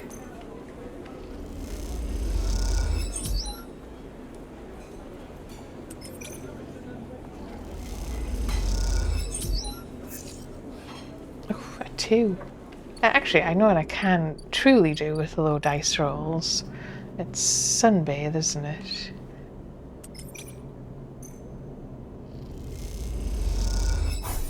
Got the neutral Nice. plus energy.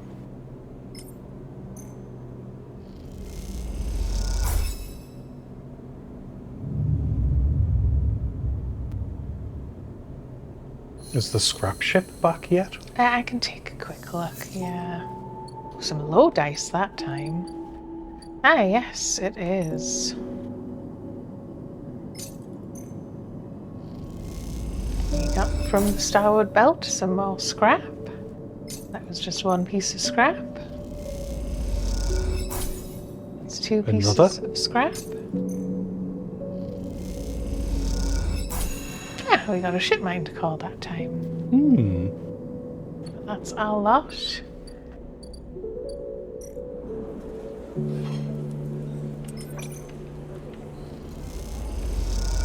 So yes, we're just going to spend the high dice on a gamble, which isn't really much of a gamble when you can have high dice and you'll always get the money, and then re-roll them for more high dice. Yeah, I think I've made back all the money I spent at this point. Oh, yes.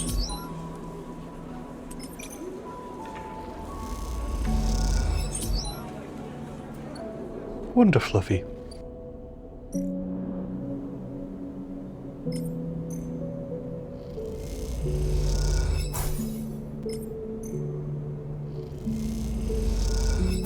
There we go. So I think this should be it.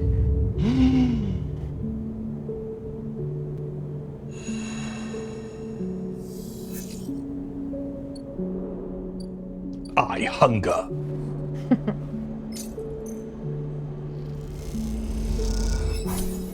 There we go.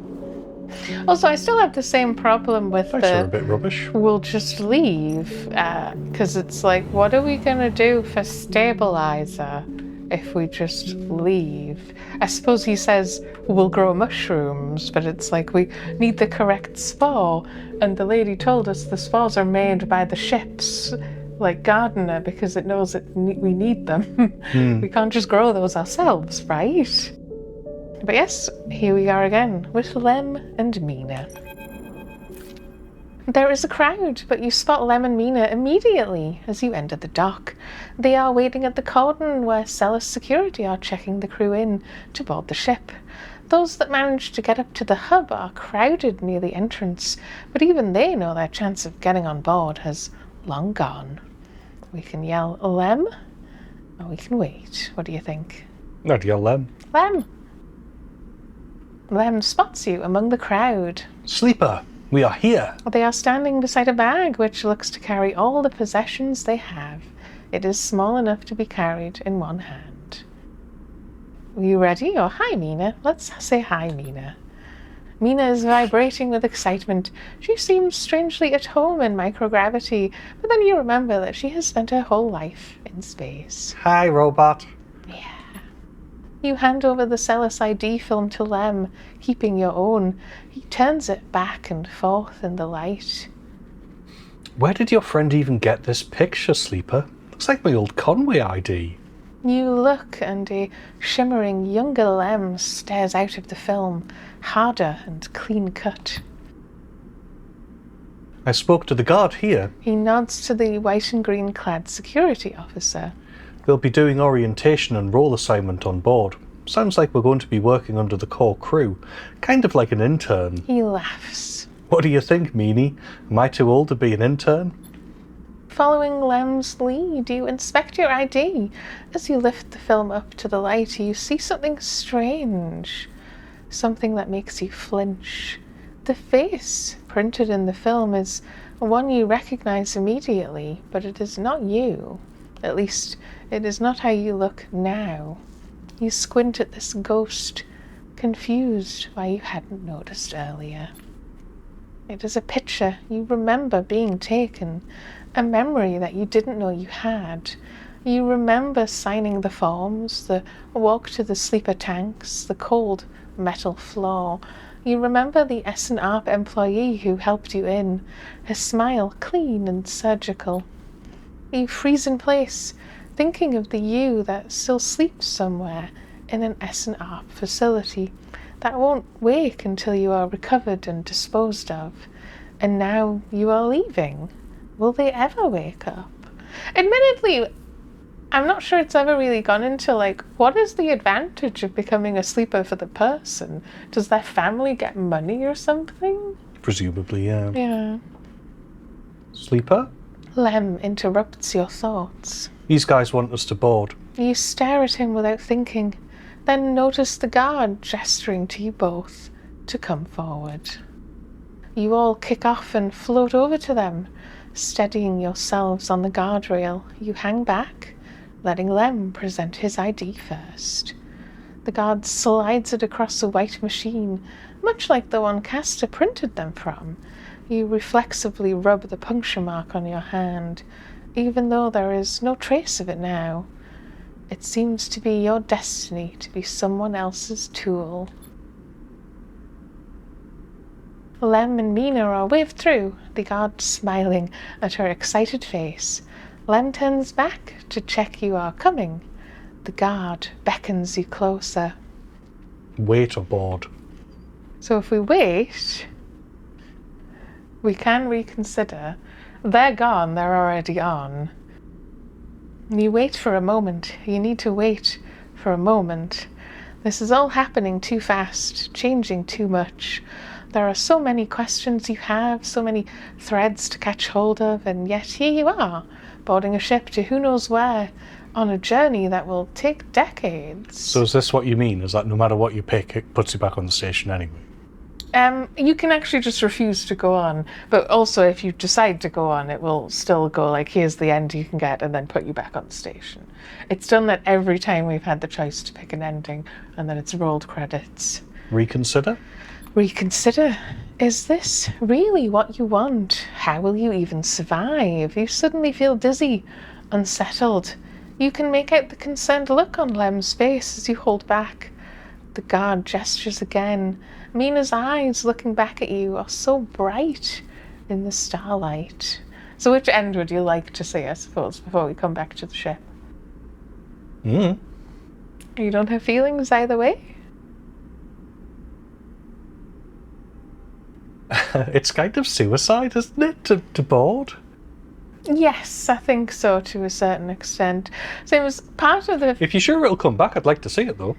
Part of the reason I've also felt a bit reluctant, and I think it's fair to consider, is it sort of feels like you're getting swept up in Lem and Mina's desire to go on the ship. I'm not sure we've ever really said we really want to go on the ship. Well, in which case you should stay on the eye. But I was going to say, I think I am going to go for it, because every other opportunity we've had, the ending, it does the ending, and then it rolls the credits, and then we're back here, because you're just seeing the ending. And it's one of the things I have mixed feelings about the game, because you can do all of them apart from the Flux DLC one. That's the end of the game, really. So it's like... Well, how does the game end if you don't get the Flux DLC then? It was free. They okay. just added it after the fact of the game. But it does feel like, so the choices are kind of meaningless, but only in the sense that you can only see one now and then see another a second run through. But yes, let's see what it's like then. We'll board. You shake off your doubts and hand over your ID film. The guard barely looks at it as they pass through the scanner and wave you through. A new life built from old things. You okay? Lem asks, concerned as you catch up with them. You're so slow, robot. Mina teases, grabbing at you with small hands. We were just making sure we're good. We were just making sure. Feeling it in our heart. Do you want to take some reading? Sure. Lem nods, and you realise how much harder it must have been for him to cross that threshold.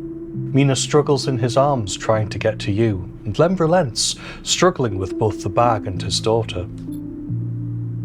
Mina tumbles through the microgravity and grabs onto your clothes for purchase, pulling herself into your arms.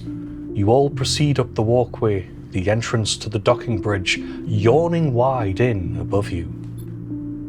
Are we family, robot? Mina asks as you move, taking you by surprise. Oh my god, I guess so, and not exactly. I guess so. Mina smiles and presses her head against your chest, pleased by your answer. You keep moving up into the docking bridge, then along that thin, glass-walled connector. All the time, Mina clutching onto you. The lack of gravity means you can't feel her weight, only the grip of her small hands on your clothes. You both stare wide-eyed at the vast hull of the sidereal horizon and try to think of this huge machine as a home. Later, when you settle in your bunk, after Mina has finished running back and forth between you and Lem with an endless and infectious excitement, you find yourself looking at your ID film once more. Somehow, since the last time you looked at it, the image seems to have changed. It is still a picture of the old you, the person that signed up to have their consciousness copied and placed into the ownership of S&ARP. But something else has crept into the image, an underlying sense of self-identification. This is also a picture of you now. The you that survived the eye, that made friends here, that found a way out, that escaped against all odds. The other you might never wake up. They might never live again. But so be it. They consigned you to a doomed life for their own gain. Their life is yours now. You will live it better than they ever could. Oof. You lie back on your bunk as the thrust of the sidereal's vast engines kick in. This feeling, this rumble, will be your constant companion for the next decades. It will be there when you work, when you watch Mina grow, when you dream of the planet at the end of the journey. It will stay with you when your body starts to fail despite the best attempts of Lem and Mina, as the years stack up and it exceeds its safe operating period by a decade. It will be the thing you wake up to in those rare moments of consciousness, between which Mina will keep you in a frozen state in the hope of preserving you until your destination is reached. It will still be there when Mina wakes you, tears in her eyes, to tell you of Lem's inevitable death, and it will not relent despite your desire for a moment of silence. It will be the final thing you hear as Mina shuts down all but the most vital of all your functions and hopes beyond hope that you make it to your final destination, all the while doubting that you will. But for now, in this moment of departure, it is still a new sound, a new feeling, and because of this, it is filled with the promise of the future. And so you settle back on your bunk and close your eyes, and in moments you are sleeping a perfect, dreamless sleep, the most peaceful that you can ever remember. And then, we should get the credits rolling. But yeah, they say when they bring up how the ship journey is going to go there, it's going to be 3 decades, I think. Just the journey, which is like, Lem is like, what, 30, 40 already? He was never going to make it, but you presume it's so Mina can make it and that she'll be there wherever they arrive at when she's like 35 or something. Which is quite intense. And no, there's no surviving that as a sleeper. Citizen sleeper. There's slots. Yes, but it like auto saves itself. If I start a new one, it will. Yeah, can't we save as in a? No. There's no like. Yeah. But yeah. So we frickin' die. We're back. We did it. It's done. Oh, we're back and we can pick the other option. You know what? Yeah, let's pick the other option. This is the first time I've tried doing the and leave because I keep going like it doesn't make sense to leave. We either won't survive the journey or it's, we're making our home here. This is the same. I'm just sort of... Wait or board? Board. Wait. You wait for a moment. We are going to pick stay on the eye. You can't do it. You can't get on that ship. You turn away quickly, trying not to look at Lem, to look at Mina, to meet their eyes. You turn away and kick off hard from the guardrail. When you reach the far wall, you turn back. The scene continues in front of you as if nothing has changed. The next set of people are boarding. The crowds are still gathered at the cordon. The sidereal horizon still blinks, its yellow hull bright against the stars. And there are Lem and Mina gliding up towards the docking bridge, bag in hand. Lem is facing away, focused on the steady climb, but Mina is in his arms and is facing back towards you. You watch her face, confused, sullen, but twinkling with a growing excitement as Lem carries her forward. As you watch Mina, you think about your future, about the future you might choose. You know one thing for certain, that future is on the eye. You no longer have any enthusiasm for being carried forward by the dreams of others, and we were, that's what I said, we were swept into their desire, for grand futures that unfold like angelic wings across the horizon. The future is being made now, on this spinning ring among its people and its systems. You are sure of that. But as you watch Mina disappear into the entrance of the sidereal horizon, and much later, when you watch the ship pull away, you feel a sense of longing, a longing to be carried, not by the systems that spin the suns or the corporations that run the colonies, but by love, towards an uncertain future, just as Mina was. That, you think, is the future you wish to make here, on Erlen's Eye.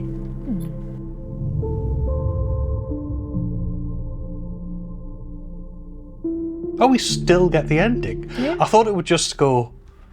But yes, you're right, it does that every time. Yes, yeah. And it's like, to me, the writing suggests the people who make the game expect you to stay on the eye.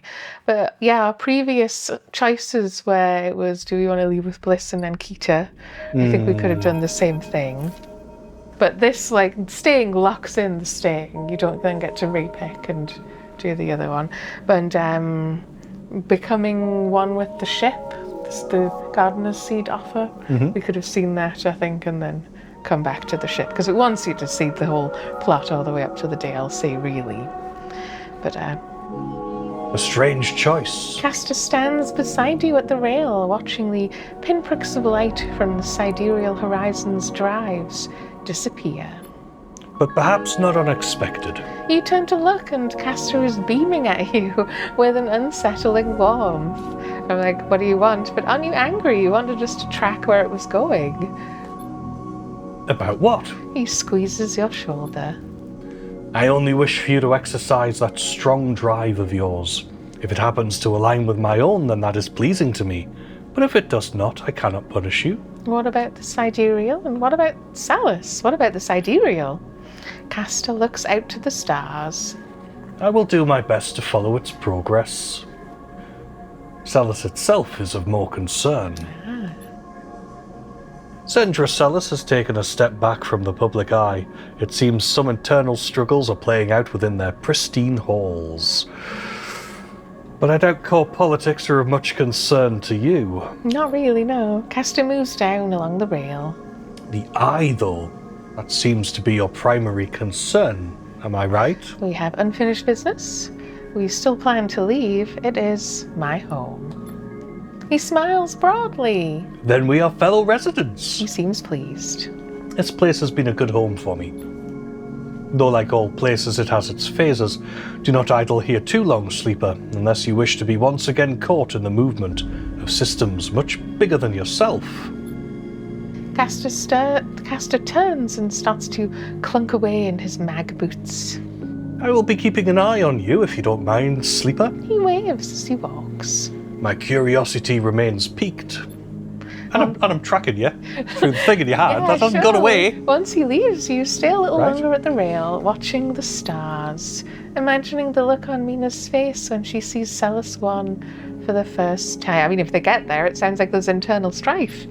Imagining the excitement when she first touches its soil, the joy when she first stands outside in the rain, laughing. Those images, though they will not happen for decades, are what will carry you through this cycle, and perhaps the next one too. But yes, we did it. We have no drives, because we did it. It's a little intense, yeah.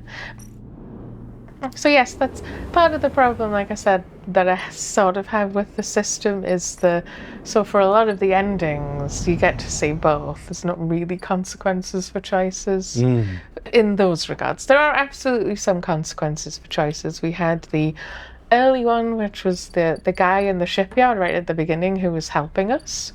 We could poke into the history of the ship or work on the ship, and then we've never seen him since, because that just closed that path. Yes. There was the guy who stole Ankita's ship mind and this other sleeper, but they both died. There's no going back from that. And then there was the bounty hunter as well, that has the separate story, but you have to, need his help and not get the other guy to help you. So you can be helped by either. Yeah. It's like there's some things that are one-time choices at least, because it's like you want that a bit, I think. But yes.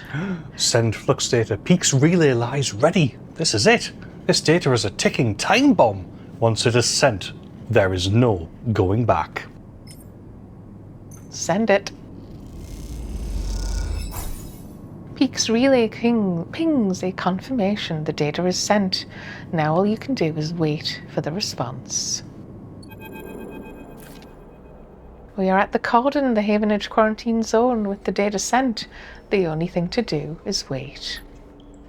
As you do, you imagine Helene receiving the data, perhaps in the middle of some Havenage council meeting. You think of her trembling hands as she slips out of the room to read it. Her reaction you can't predict. You imagine Sol, too, one of his crew, finding him in some corner of the Pilgrim Seed, overseeing the modifications that will turn it into an ark. Those sharp eyes scanning the data, looking for a way to proceed. The wait draws out, and to pass the time you watch the activity beyond the edge of the eye. The scrap shuttles pulling components from the now abandoned cordon, and the supply skiffs making runs between the flotilla ships. It isn't long before you hear the chirping of one of Helene's now familiar drones approaching the viewing platform, and then Helene herself strides into the room. Where did you get this, sleeper? Helene holds up a slate scrolling with streams of flux data as she enters. I need to know your source. We've got hello to you too. A friend? It doesn't matter. A friend? A friend. You seem to have a lot of friends, Sleeper. Helene raises an eyebrow. But I need this data authenticated. I can't just... She pauses and pushes her hair back out of her face. This is a lot to take in. A shadow protocol inside the flux, the system's CAN channel starting up, a total collapse of the eye. She rubs her forehead. If I bring this to the council, they'll... She turns away. They'll believe you. They'll ignore you. Stay silent. I mean, they kind of have to believe you.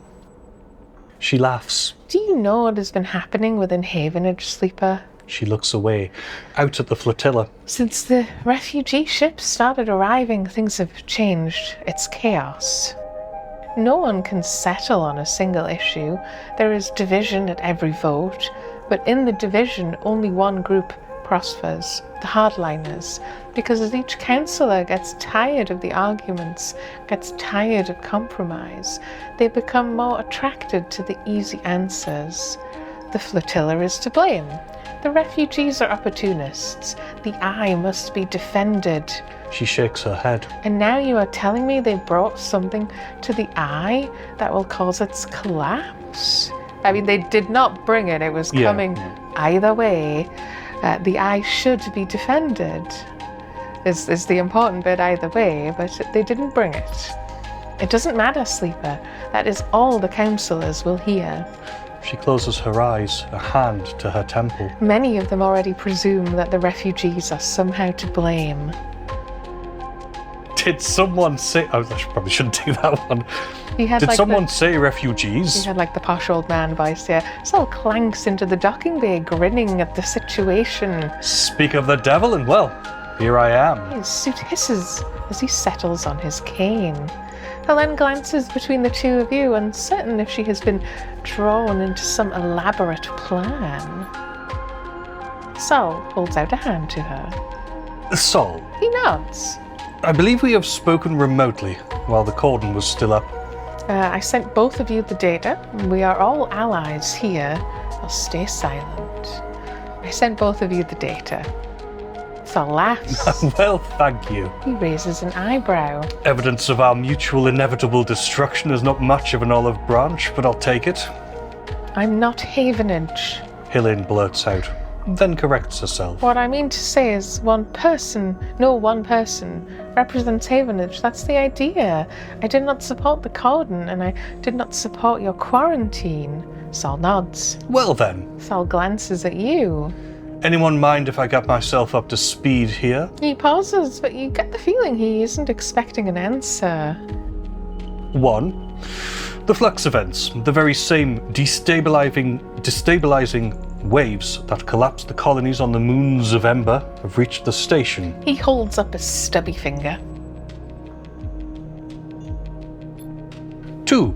According to data Sleeper provided, these events are acting as a cover for some kind of intrusive protocol which is causing the real damage. A second finger joins the first. 3.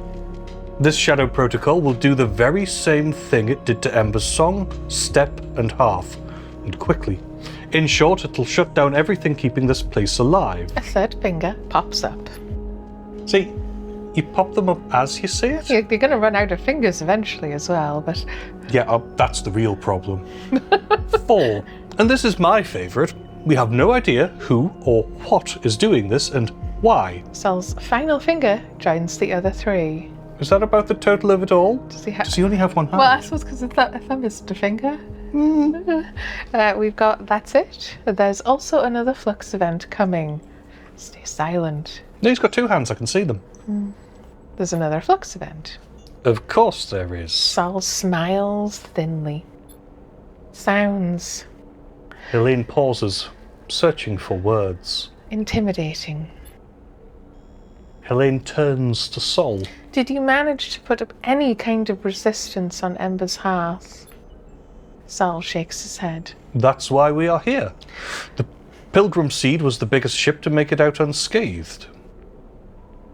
I suppose we didn't have this data. We didn't know what was eating up the systems. We all thought it was the flux. Yeah, they didn't know about the virus bit in the back. Helene looks at you. And I imagine you, Sleeper, and whoever helped you uncover this might be able to figure out a countermeasure. We're gonna fucking try. I don't know about I don't know. We can try. Helene nods approval. Okay, so that's the start of it.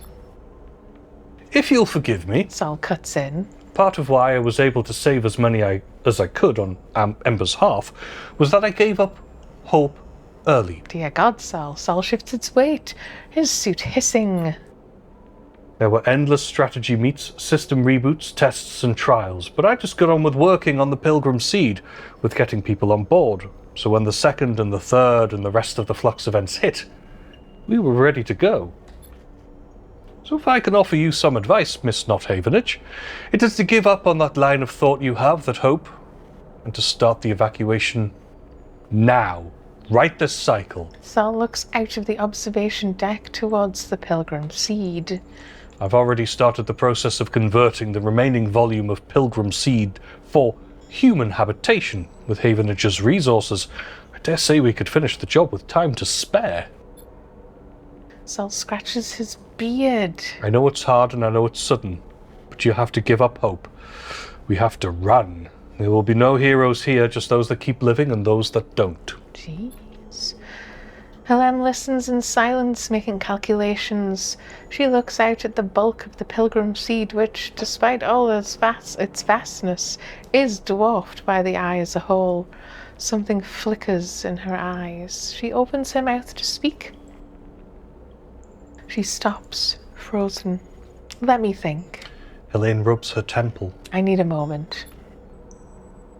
Helene paces, and as you watch her, you realize how young she is, and how lost she is in the systems and protocols she has to navigate. You can almost see the strings and ties that bind her, glinting like webs in the wide space of the observation platform. I do feel like we should try and figure it out, because you're just going to have to keep running. Give up hope, my ass. We purge the shadow protocol. Oh, we evacuate the eye. I still think maybe you can do that in the background. There are plenty of people that can't do protocol stuff and hacking and... Like, sure, I have a backup option. But yeah, we purge the shadow protocol. Helene stops pacing. But with what resources? The data you sent me, this thing is a shadow. Uncontrollable. Untraceable. We have made friends with all the robots on the station, all the secret ones in the background. I'm thinking we're the only ones who can do this and we have to sacrifice ourselves, calling it now. Maybe, yeah. Perhaps with the full contingent of the Havenage Systems Department, but that would require hundreds of work orders to be overlooked, maintenance schedules abandoned. She looks away. Getting that through the council, would that even be possible? She glances at Sol, who is patiently watching, patiently listening. We have to try, or... we do without them, because that's essentially Sol's idea. Let the council chat. Do your plan. Okay. We could do it without them. Impossible. Helene looks at the slate again. Helene, I will take this to the council, force them to listen, force them to act. You both jump as someone loudly clears their throat nearby. Your eyes jump to the dark entryway that Helene emerged from just moments ago. Oh. Do you want to do the voice? I can't really do Nigel Farage's accent. He's a hardline Havenage councillor, Kemp. He looks smug and very well dressed, actually. His aren't shabby, yeah. What a cozy little meeting this is. A man steps from the shadows, dressed in the same style of Havenage overalls as Helene. And I must say, that is some very incendiary rhetoric you are using, Councillor Helene. Just bash him over the head with a wrench and say you never saw him. You glance at Helene and her face drops immediately. Kemp. She curses under her breath. Sol shifts his weight on his cane, but otherwise remains still, like a casual observer. Plotting against Havenage with an interloper? He gestures at Sol. Everyone will be so disappointed. Kemp smiles a bright smile. Some of the councillors had such high hopes for our youngest member. His smile drops. I, of course, never let novelty distract from the importance of experience. Helene stares daggers at Kemp. Enough of this petty shit, Kemp. You need to see this. She holds out her slate with an outstretched arm. The games are over. No more point scoring, no more lobbying. You and your hardliners need to stop. This is something real. Kemp calmly takes the slate and prods the screen, scrolling through the flux data. His face betrays nothing, but you see some complex calculation flickering in his sharp eyes. Oh. He gestures, and out of the shadows 2 Havenage security officers appear. As they do, both you and Helene take a sharp breath in. They are carrying long, boxy guns. You've never seen anything like them on the eye. Yeah, those are Ash's smuggled weapons, I take it. Is that gloss that says? The first word? I think so, yes. Gloss XPR logos glint along their barrels. These are Ash's weapons, confiscated by Havenage in the smuggling operation gone wrong, and now put to use. Kemp holds up the slate, and one of the officers takes it and slips it into a pocket on his vest. He smiles at Helene, then follows her eyes to where they are fixed on the matte, black barrels of the officers' weapons. The weapons were confiscated from the spacers. Helene looks at you. From your friends. She narrows her eyes at Kemp. You can't do this. You can't use them.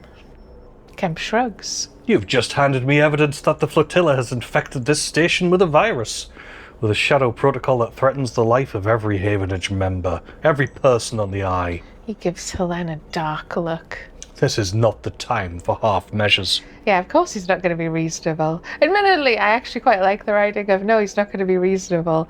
Hardliners will absolutely see the world burn for their own gains. Like, come on. Helene steps forward without thinking, and immediately the officers raise their guns. Be very careful there, Helene. I don't think escalating this situation will play in your favour. Oh, you're in the wrong here. Plotting against the council, hoarding data vital to our work. It's all so obvious. You couldn't win power by Havenage systems, by our laws, so you resort to this. Kemp shakes his head. The law is with me. It's as simple as that. So now you need to come with me. Sal shoots you a purposeful glance. Now is the only moment you'll have. From or at Kemp? God, I don't know. Surely he'll just shoot us. I genuinely don't know. I didn't expect it to go this way.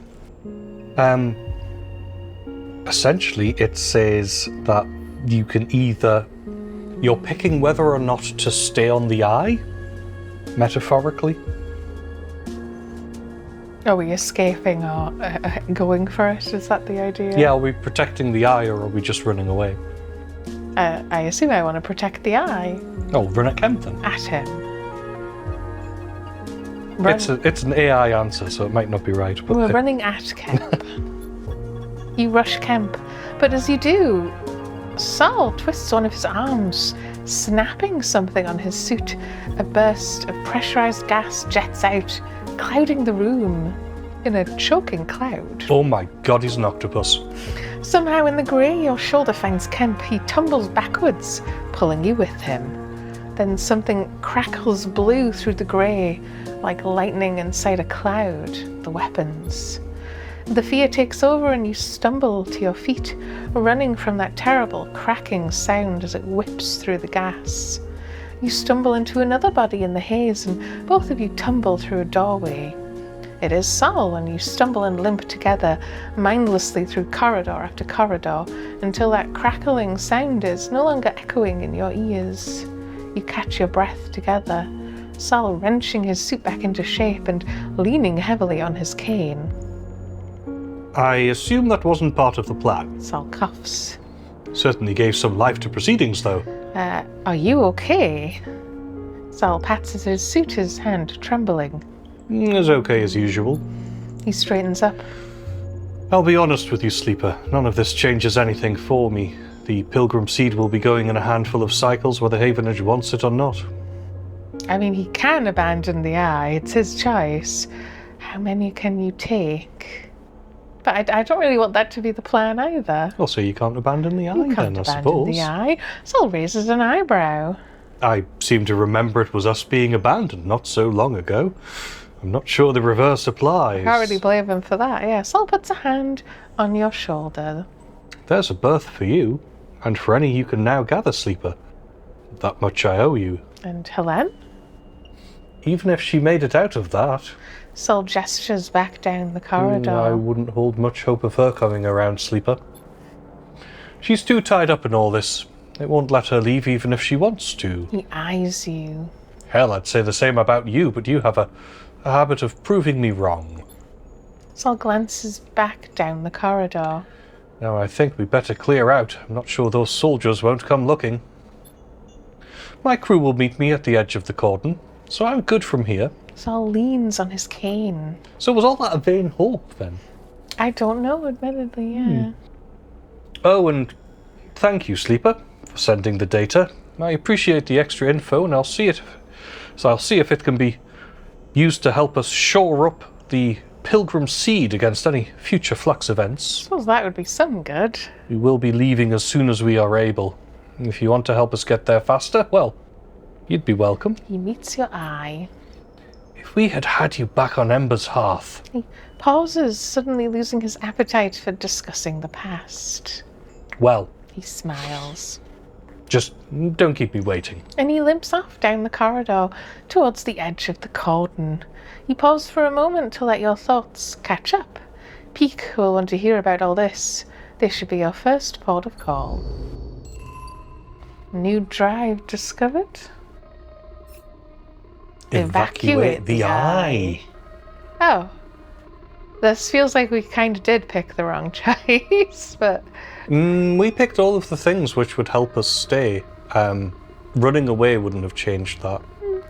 The flotilla is leaving with anyone who wishes to join them, but they'll need help if they want to leave before the flux hits. This is possibly just the path of the Just DLC. what happens, yeah, fair enough. So the Pilgrim Seed is available again. We have 2 repeatable actions, berth refitting, which we have +1. Building berths into the vast bulkheads of the Pilgrim Seed is a huge job, and Sol needs every able-bodied engineer to help, or... We have supply hauling and endure action, which we only have a +1 for, but that's the same as engineering.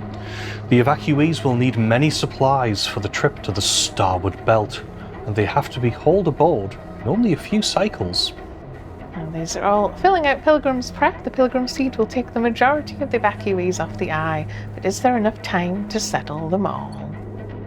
And let's talk to Peak, the cautious spacer. As you enter the climbing briar, you immediately have to jump aside as Esh, lugging a massive crate across the cargo bay, pushes past you, grunting an apology as she does. We can stay silent, we can comedically grunt back, presumably. Yes. It reminds me of when we met. I'm going to say reminds me of when we met. Esh sniffs and doesn't look back. As you turn back to the bay, Peak pushes past too. Sorry, Sleeper, just a second. Peak rushes to catch up with Esh, Put that down, please, Ash. but she doesn't respond to their urging. We can't leave, not yet. Peak puts a hand on her shoulder. Please, I'm the only one here who can... The crate drops, the sound of its impact echoing around the bay like thunder. Can do what, Peak? Her eyes are burning with anger. Save this place? Are you still that naive? We are running, Peak. We are running because this thing cannot be stopped. It couldn't be stopped at XPR, our home. Why would we stay to stop it here? Because we can, Ash. We can give these people a chance. Peak pleads with her. Like they gave the refugees a chance. Esh shakes her head. No, Peak, this is not on us. We barely made it out of XPR. I worked for years to escape, and now you want to throw it all away? I left everything behind. My mother, my friends, to take you out of that place. She clenches her jaw. She turns and slams her hand onto the crate, breathing hard. We go. That's the end of it. Peak turns away. You feel unsure what to do, but you know now is not the time for outside arguments. This is between them. Peak crosses the bay back towards you. I'm sorry you had to... Oh. I'm sorry you had to see that, Sleeper. They sigh. Let's talk upstairs. Peak leads you to the entry ladder, taking you up, out of the bay, and into the habitation level of the ship. You follow them through the tight corridors, noticing the handwritten notes, the clutter, the repairs, the signs of a home. Here, sit. Peak gestures to the broad mess table with its curved couches, and you slide in on one side. Peak sits opposite. They brush their hair out of their eyes and take a deep breath. So, how did it all go? What did they say? I've been waiting all cycle. We can tell them about Havenage, tell them about the evacuation, or tell them about Kemp. I suppose Kemp's the pertinent bit, right? Or is it not, do you think? I suppose, what do you think is the important bit? Top one. Tell them Havenage about isn't going to help. Havenage? Peak listens nervously as you explain how Helene doesn't feel she can get support from the Havenage Council. Shit. Peak looks disappointed. I was really hoping she'd be able to provide some backup or at least convince the council. They pause. How did you leave it with her? Maybe we could reapproach with more data in a couple of cycles once she's had time to process. We're going to tell them about Kemp. Peak looks increasingly troubled as you tell them about the Hardline Councillor Kemp's sudden appearance, about the XPR embossed guns and the resulting chaos. You admit you don't know what happened to Helene. Peak is silent for a moment. Those are Ash's guns, right? The ones she smuggled out of XPR on this ship. The ones she didn't tell us about. Peak looks desperate. Yeah, I'm pretty sure, right? Mm-hmm. Yes. Peak's head droops. Ash. Peak whispers to themselves. Peak takes a deeper breath. Then we can't be sure that Helene can help us at all. If Kemp has taken her, or if the council looks on your meeting darkly. Peak nods softly. Then this is on us. What's on us? Ash is standing quietly in the doorway listening. You don't know how long she's been there for. Peak looks up at her with tired eyes. Sleeper found the weapons he smuggled from XPR. Ash freezes. She glances between you and Peak, as if this might be some elaborate joke. Haven had used them. Ash moves out of the doorway and enters the room. What happened? Peak interrupts. The hardliners within the Havenage Council used them, Ash, against their own members. Ash shakes her head. Good. Anyone in that corrupt mess deserves what's coming to them. She grimaces. But they should never have laid their hands on those weapons. If I'd have known. Peak goes to speak and then decides not to take the bait. They glance at you. I'm sure you've heard enough of us arguing this cycle, Sleeper. Peak shoots a look at Ash. But our introduction of those weapons into the equation are just another reason why we cannot simply run away. Ash looks away but says nothing. She surely knows they cannot absolve themselves of responsibility here. So what is motivating her? You realise that she still might be trying to protect Peak, even from themselves. Suddenly a shrill beeping fills the room, and Peak pulls out their slate to silence it. But as they do, they freeze, their finger hovering above the screen, the beeping continuing its insistent We've pulse. got turn it off, but we're going to say, what? Peak doesn't seem to hear you. They blink with glazed eyes at the slate. Then they let out a long exhale and tap the screen. The bleeping shuts off, leaving a ringing silence behind. Ash frowns at Peak. Planning to explain? 12 cycles. Peak looks vacantly up at you both. 12 cycles until the next flux event. They shake their head.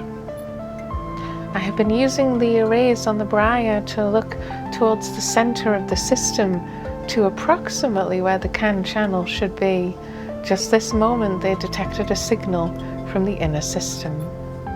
Given the distance and pattern of previous flux events, we have 12 cycles before it reaches the eye. The silence in the room is deafening. 12 cycles. That's it, before a second wave hits in this place. Peak interrupts your thoughts. We start now, that's the end of it. Peak stands up to face Esh. You want to take the briar and run, Ash? That's on you, but I won't do it. They take a deep breath. I'll be here, Sleeper, for every cycle it takes, trying to find a solution. I'll need your help. Their eyes meet yours, and you see a wild desperation flickering there. We will find something. The sooner we have a plan, the better. If it takes us 12 cycles to fix this thing, it'll be too late. Peak's eyes flash with determination. They reach for a slate and pass it to you. So we can keep in touch. You pocket the thin handheld terminal. Dash. Peak starts, but she is gone, storming down the corridors of the ship on a path to who knows where. You know from experience that it is impossible to outrun your fears, but you get a sense that Esh will try anyway. Peak rubs their red eyes, staring after Esh. Maybe I'll take a moment before we start. They smile weakly, tears of exhaustion gathering in their eyes. See you back here soon, okay? And you slip from the room into the corridor, Peak's quiet sobs somehow carrying through the ship behind you as you leave. Yes, we have a new drive. Protect the eye. Peak needs a plan to protect the eye from the shadow protocol before the next flux event. And yes, we have a new ticker on the climbing briar.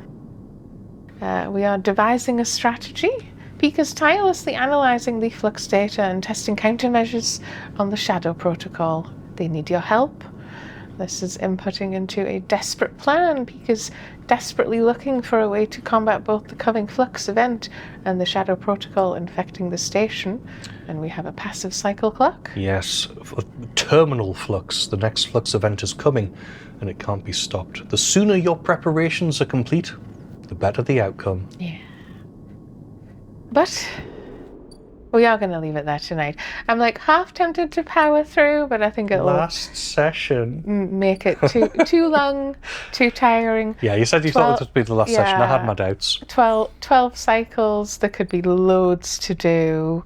There will be loads to do. Yeah, so I'm wondering if it's one of those ones where, do you remember at the very beginning where we're like, if we had more notice about what we need to do, if you know what resources you should have been saving, we could have gathered them. Yeah, but yes, this has been Michaela. We've got a ship mind. Yes. That might help. This is Peter. This has been Citizen Sleeper Part 7. Next time has to be the last part. But what if it isn't? We'll see the thrilling conclusion then. Until then, thank you for watching. We'll see you again next time. Yeah.